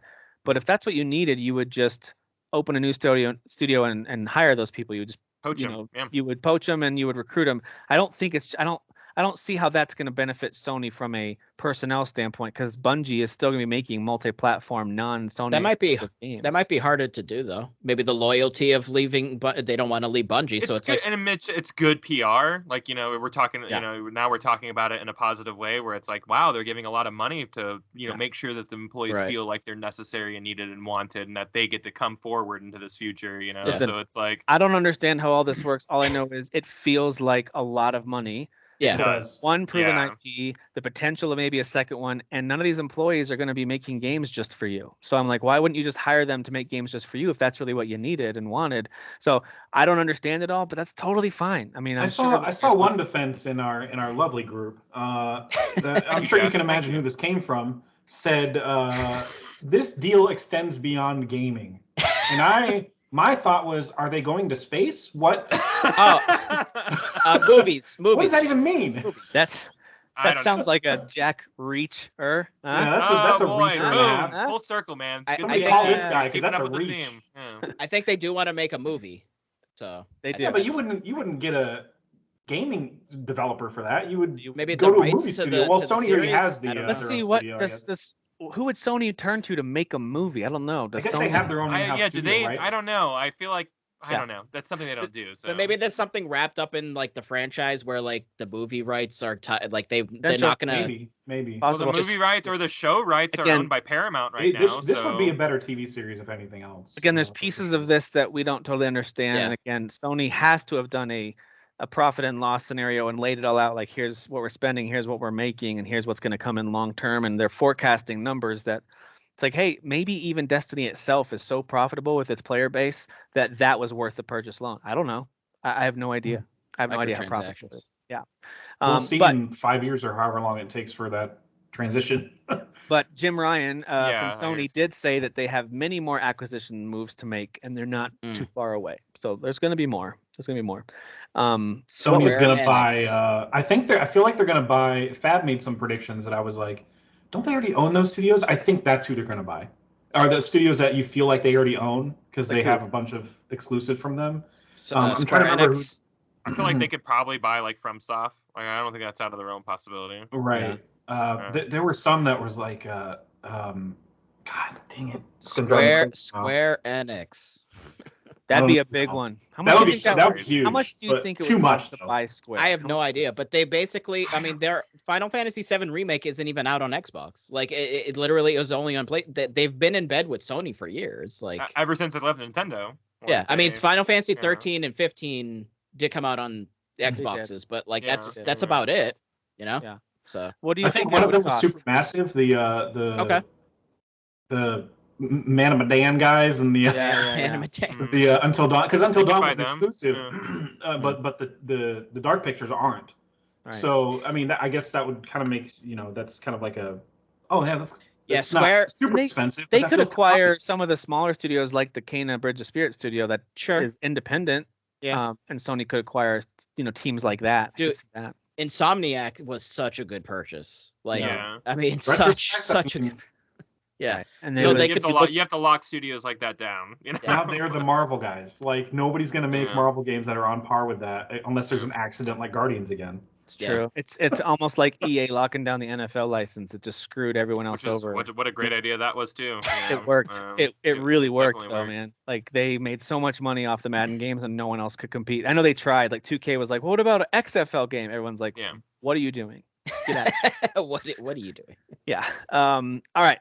So Gran Turismo 7, I did not watch the state of play this week. It aired on Wednesday though, but got a lot more details there. That game's coming out pretty soon. So if is it?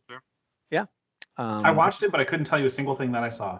I think it's coming out in about a month. It was a pretty great game. Seriously? I think Gran Turismo comes out in a month. Like first week of March. That's shocking. Yeah, that's a March game. Like most things are either a February or March game. A month from today, March 4th. Wow. Yeah. I'm actually legitimately shocked. Yeah. So yeah, they had a state of play where they showed all kinds of stuff. I quickly read about it, but I didn't go watch it. And if I'm being totally honest, as much as I want to pretend like I'm interested in every game, I'm not. And so I'm just not that interested in this game. And but if you are, that's great. These games are beautiful and awesome. And I can't get into the super hardcore driver simulator games. Right.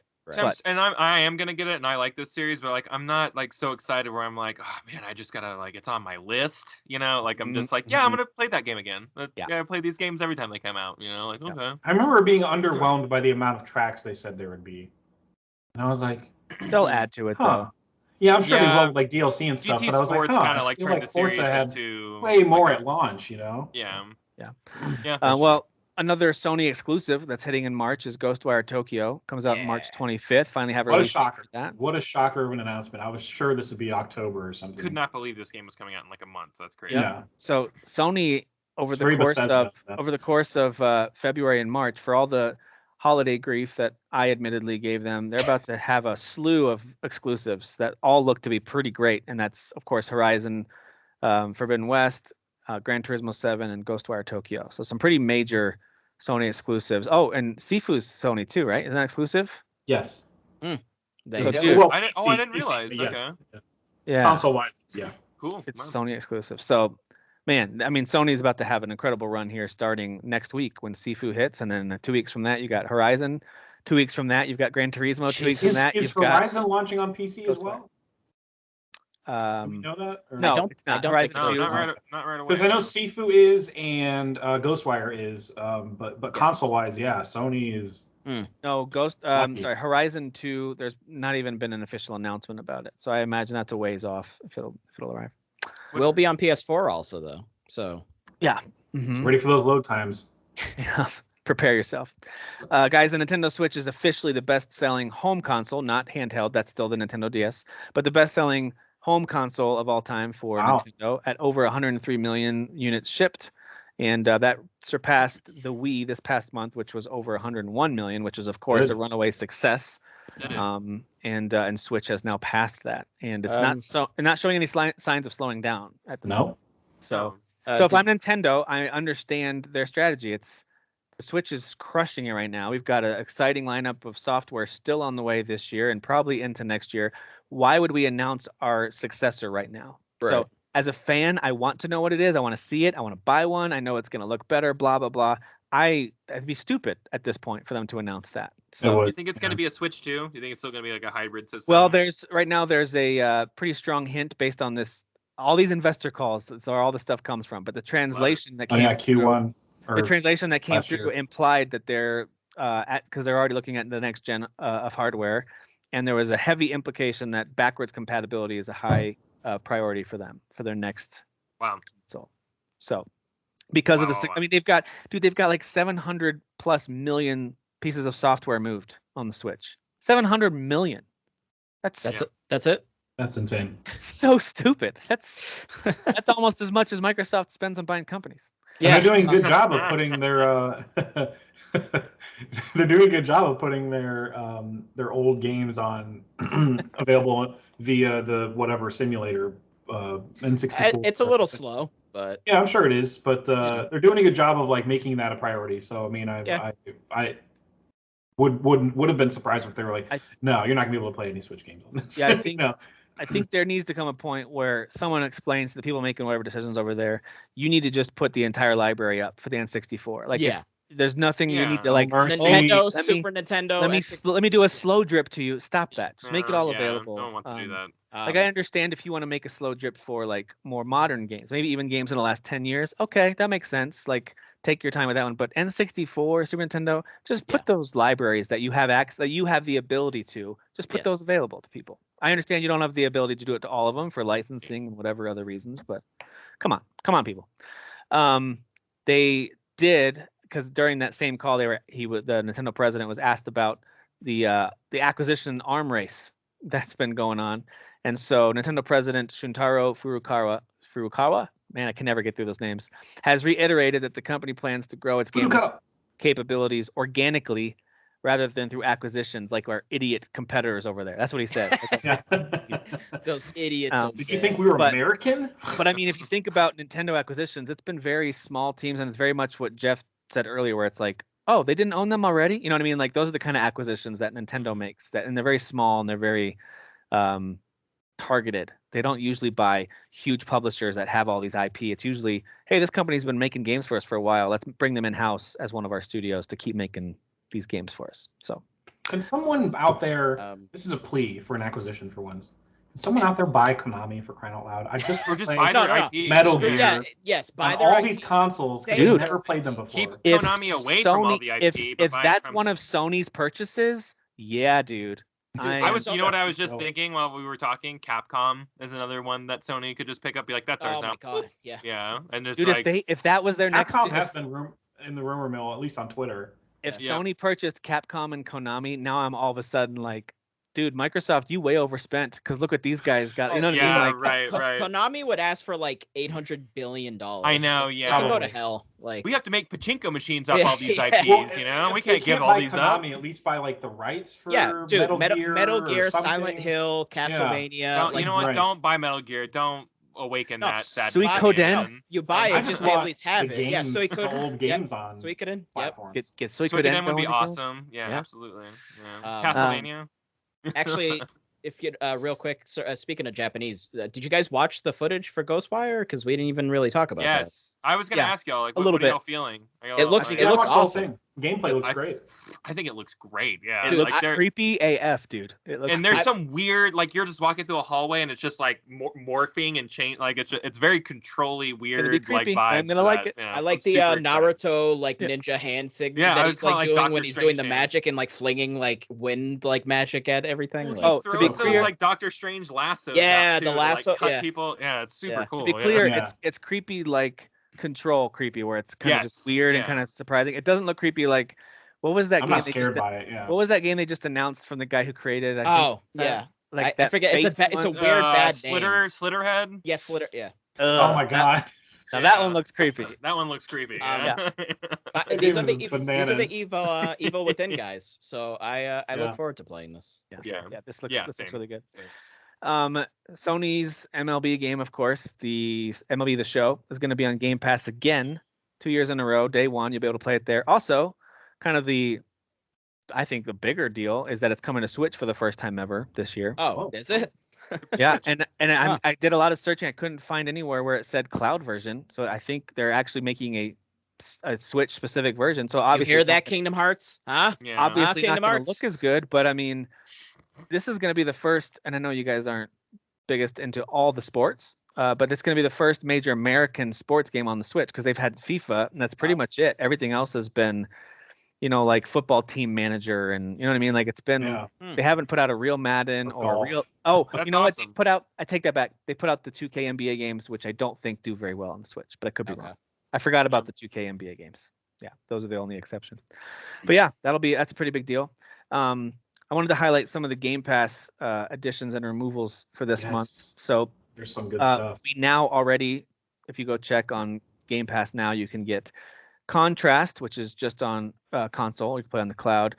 I'm not even gonna say cloud, so it's just a console. Dreamscaper, which is a game that both Jeff and I would recommend you give a shot. It's didn't even know that was coming on. Cool soundtrack. It's got some pretty fun gameplay and some.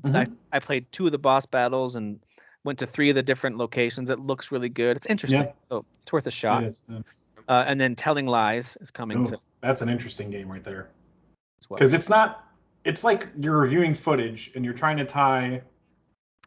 It's like you're watching 2 sides of a Skype call, totally separate from each other. Yeah. And you have to piece them together, and eventually you're trying to figure out some type of. I don't want to spoil what it is. Anyway, but it's got Logan Marshall Green in it and like some other actors that you'll recognize in it.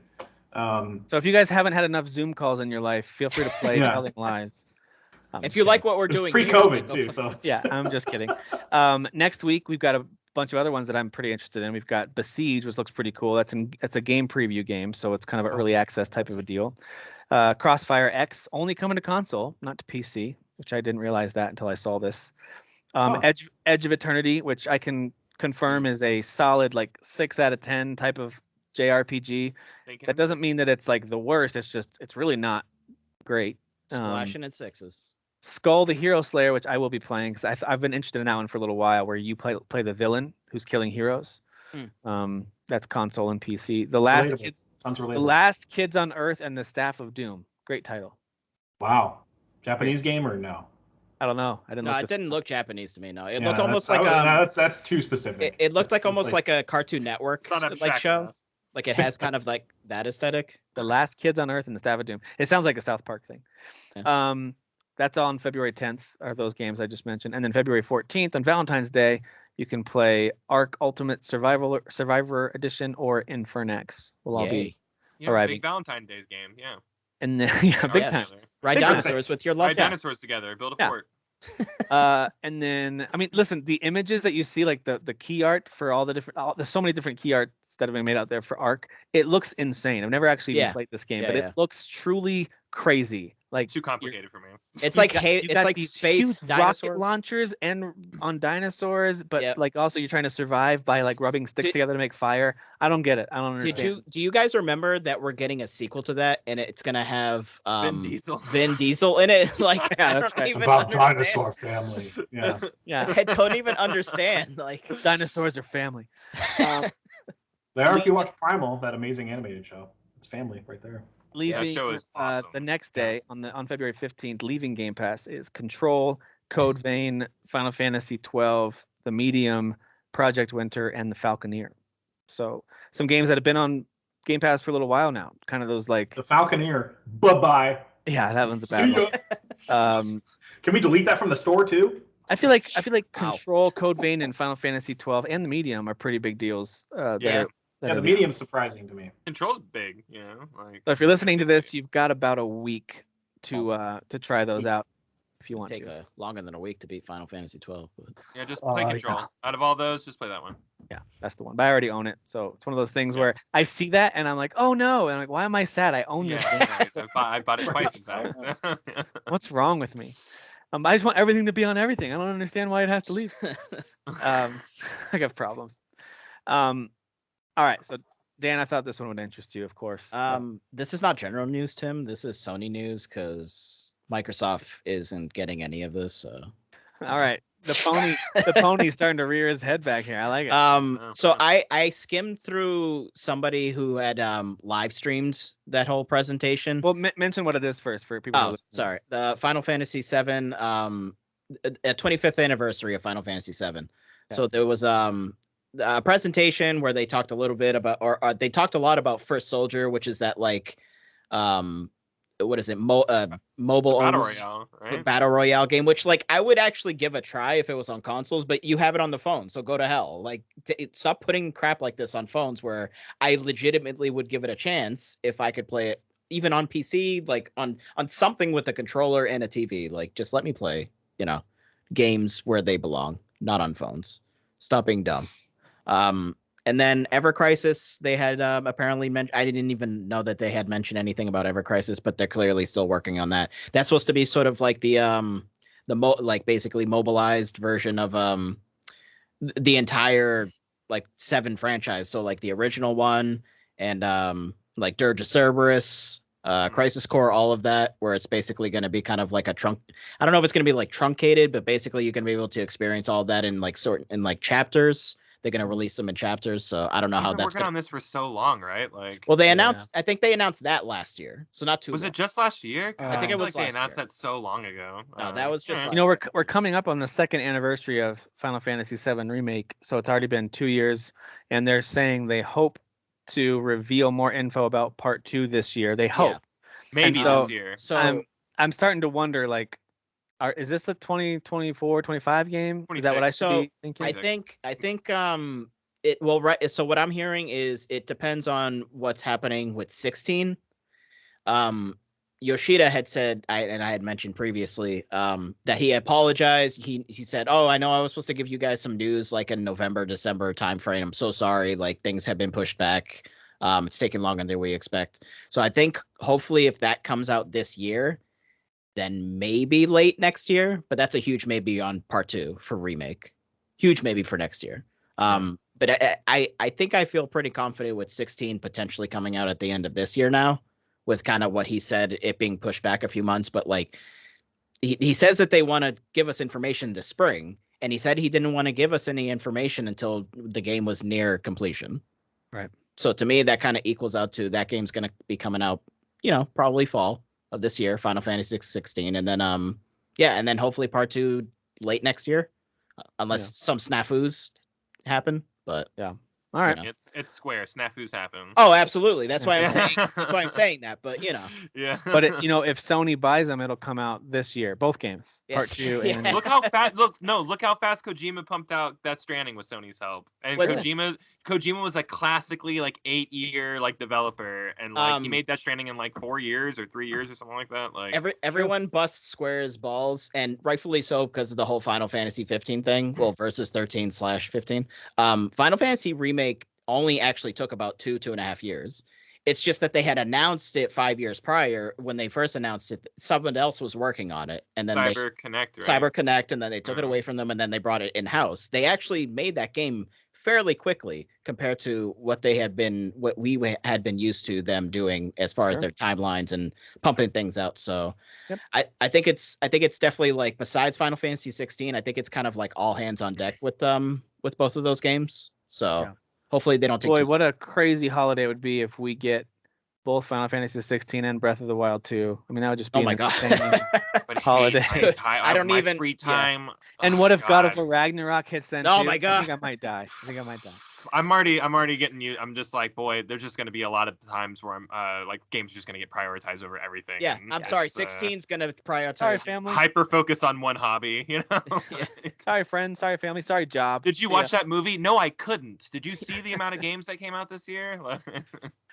Well, It Takes Two is being adapted for film and TV by the Sonic movie writers, which is interesting because I think the strength of that game was not the story and characters, but that certainly gave it an element of humanity and sweetness behind all the fun gameplay that was going on. So I'm not saying it was bad by any stretch. It was just that's interesting to turn that into a film and TV. But to be fair, it won the Game Awards. It's a big deal. It's it's in the conversation now, so that makes sense. You could flesh out certain aspects with some additional, kind of turning it into the movie, doing some massaging with the story, the writers kind of adding something to it. I was thinking about that would be kind of cool. I was thinking about some of the levels you go through and how they could turn that into an episode for TV show or a scene in the movie. So I get it, but that wasn't that fun to watch, but it was fun to play. So I don't know.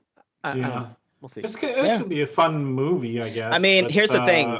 Arcane exists. TV show can't be that. Oh, come on. It's not going to be some deep mythology to the It Takes Two universe. No, but what I'm saying is we didn't care about League of Legends, and now we kind of care about a certain aspect of League of Legends. So. That's true. Yeah. If it comes out with that kind of quality, for sure. It also could be the TV shows, a reality show where they take real couples who are about to get divorced and turn them into toys. That's very Dude, that would be fantastic. That I would watch. It does take two to make a thing go right, so. It does, yeah. It takes two to make it out of sight, yeah.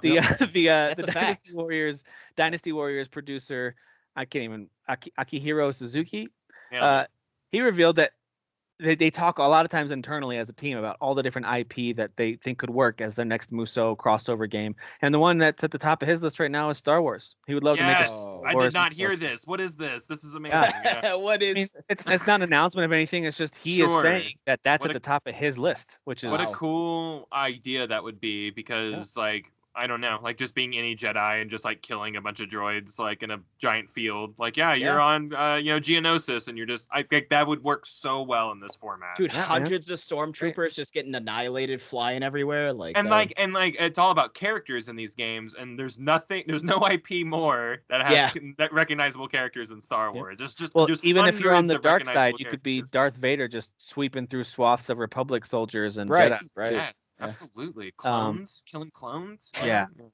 So that'd be interesting. I thought I'd throw that in there because that was an actual quote from him that that's the one that'd be at the top of my list. And I'm like, dude, you're the boss. Why isn't this happening? You're the boss. Yeah. Start calling people. Yeah, make it happen, man. Grand Theft Auto 5 is going to be arriving on March 15th on the current gen consoles on the Xbox Series and PS5. No gameplay. That'll be March 15th. And that's to clarify, that was delayed because the goal was for that to hit before holiday, and that got pushed back. Yeah, it was supposed to be October. Are they afraid to show this game? Like, I don't get it. Well, we like, know what it looks like. I mean, sure, but like, I want to see what it looks like with the upgrades. Like, they did the same thing with the trilogy. Yes, right? they did, and look how that turned out. Sure. So there are valid concerns there after the trilogy debacle. Yeah. So it's gonna be great. I'm gonna play it for a 10th time. it's Was it a different team or something that did the trilogy, or it was a different team, yeah. But I'm just saying the marketing strategy is is echoing. It does. Like, it does. Y'all aren't showing a lot. I understand the paranoia. Yeah. Especially with how outspoken Rockstar's leadership has been about criticizing the way others have done things, and it's like, dude, you guys are worst. They fixed the one glitch, guys. Come on. They fixed now the you can glitch. boot up the game. You're welcome. Kyle, there's a second glitch. No, not another. There's a second. There's two glitches. We recognize that our game had one error, and we fixed it. And we fixed it. Yeah. But I did actually just buy this on a recent Steam sale because I don't own it on PC anywhere. And again, with the incoming Steam Deck, I was like, "Ooh, that'd be fun to replay Grand Theft Auto 5." And I haven't replayed GTA 5 since 2014. I was looking back on when did I play it. So I played it in 2013, and I played a little more, started a replay of it in 2014. That was it. Last time I played. I think Kyle and I both played the campaign at least like multiple times. Yeah. This game, shooting wise, like walked so Red Dead could run. Like that's like Red Dead feels so good with like the snapping into cover and the shooting, and especially some of the auto fire mechanics because like GTA 5 like really honed in on. Yeah. What was already an improvement in 4, like from like Vice City and San Andreas. Like go back and play those games. They're kind of a mess. Those shootouts, like playing 4, you're like, oh, this feels modern, you know. The shootouts, there's like no cover. You're just kind of shooting. Like, you're running in front of each other. Your arm just staying pointed while your body spins. And by the animation so good, it's kind of eerie. You know, like the way that they like crawl across cover and stuff like that. You're like, oh, this like they really nailed this. Yeah. So yeah, I'm. But didn't they kind of mention that like, and we're working on 6? They did. Like, that's like, the last. Deep in it. Shocker. That's the last one. So what do you guys think about? I mean, we knew that they're going to be working on it, but it's kind of cool to hear an official statement saying development is, quote, well underway. Yeah. Which is cool to hear that. It's not like, hey, we're starting to think about what city to set it in. You know what I mean? Like it's well underway. That's great. Prediction though. Give me your year, and we'll close the show with this. Give me your prediction of what year will we see Grand Theft Auto 6? I think it'll take place in multiple years. No. What year will we see it in our world? 2029. Stop it. Stop. Yeah, 2029. Yeah. 2029. I think other journalists were projecting 2026, so I'm not even being that ridiculous. Even though I think 2026 is ridiculous, but you know. I'll say 2024. You think that's soon? You know? All right. Underway. I mean, what is that? It's Rockstar. What does that mean? We got Optimistic Dan. We've got Final Fantasy 16 this year, Final Fantasy Remake Part 2 next year, GTA 6 the year after that. 2 excellent years in a row, guys. Yeah, right. What year are we sinking the International Space Station? That's like 2030, right? So yeah, I'm gonna go with that year. Yeah. We're gonna terraform Mars before this game comes out. We're all gonna die from comes out.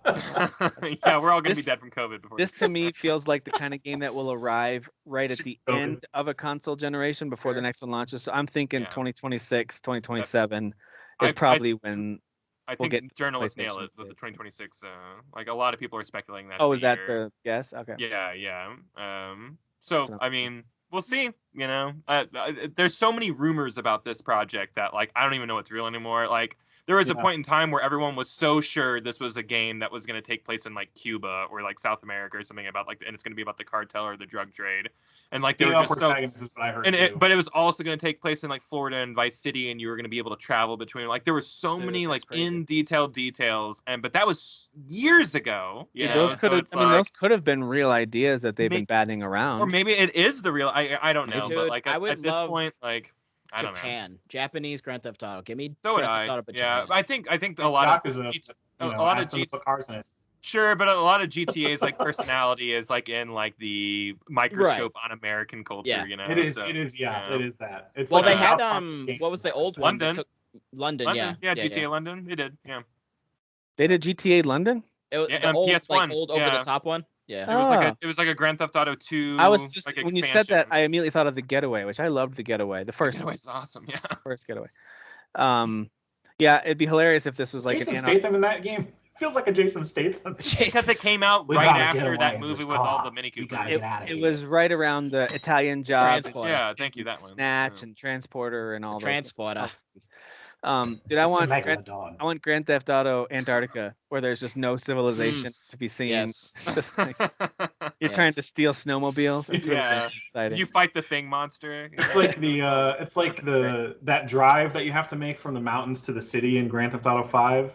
That's getting from one house to another. Right. And so basically, it's Death Stranding. You die on the way there from the cold. Anyone here for me to rob or kill? Anybody? Anybody at all? Anyway, yeah, we'll see what happens there. But that's it for news. Actually, that's it for our show for this week. Thank you guys for listening. Listen, I have an announcement, I guess, before we go, or a reminder. I don't know. So this comes up on Monday. So Friday, I have a new song coming out on all the streaming platforms. Oh, snap. Just wanted to throw that out there. Boom. So look up Jeffrey Michael Whitman is my artist name. So Jeffrey Michael Whitman. He's all over that Spotify. Dropping those fresh beats. There's no controversy with him either. No. Actually, this new song is about how vaccines are just meant to give you 5G or something. Whatever. A doctor told me. A PhD told me. So it's got to be true. Second wiener. You get a second wiener. You get a second wiener, and it comes out of your butt. That's too many wieners, Dr. Dre, but he's still a doctor, right? He counts. Yeah, no, absolutely. Absolutely. You heard his rap. Everybody want to talk, they got something to say. Come down. Sorry. Dude, yeah, speaking of that Super Bowl halftime show is going to be awesome, right? Oh, man. Can't wait, dude. When we were watching the games this past week, and my wife saw that commercial come on, and she goes, "What year is it?" Like, as she saw, like, it was like for '99. It was like Mary J. Blige and Eminem and Dr. Dre and Snoop Dogg, and she's like, "What is?" You're really trying to nail that 30 to 40 year range of people. Like, please come and watch the Super Bowl. Yeah, I'm not saying it's a bad collection of artists. Those are all like absolutely epic. I grew up listening to them. Yeah. Artists, but it's like, you know who made sense was The Weeknd, because he's still a big deal in the spotlight on the radio. That made sense, I guess. Yeah, some of the more modern ones. Some of the more modern ones I really enjoyed. Like, I'm not even big fans of them on my own, but I thought their shows were great. Like, I thought Katy Perry was awesome. I thought Bruno Mars did a great job. Like, there's been some really impressive, Bruno Mars is ridiculous. Really impressive and fun to watch shows that these artists who I don't listen to on my own, but I enjoyed their performances. Yeah. And, I'm not even a big Prince fan, but his performance was amazing. His performance was R.I.P. one of the best ones, and ever since then, I feel like everybody's just trying to measure up to Prince, honestly. Yeah, and some artists that I do like their music, like Paul McCartney. I love the Beatles, of course, and U2. They were pretty boring at halftime shows. So God. It's like, And U2 was like after 9/11, right? So he had like an American flag in his jacket, and he was all, yeah. Bono apparently hates U2. I'm Bono, America, or whatever. Doesn't he hate U2? I forget where I was listening to. But he said he hated the name U2 when they came. Yeah, he's like, that's his band. He's like, I hate it. That's hilarious. It's amazing. It's a stupid name. Yeah. All right. Well, thank you guys for listening this week, and we'll talk to you next time. See ya. Big ol' yabos.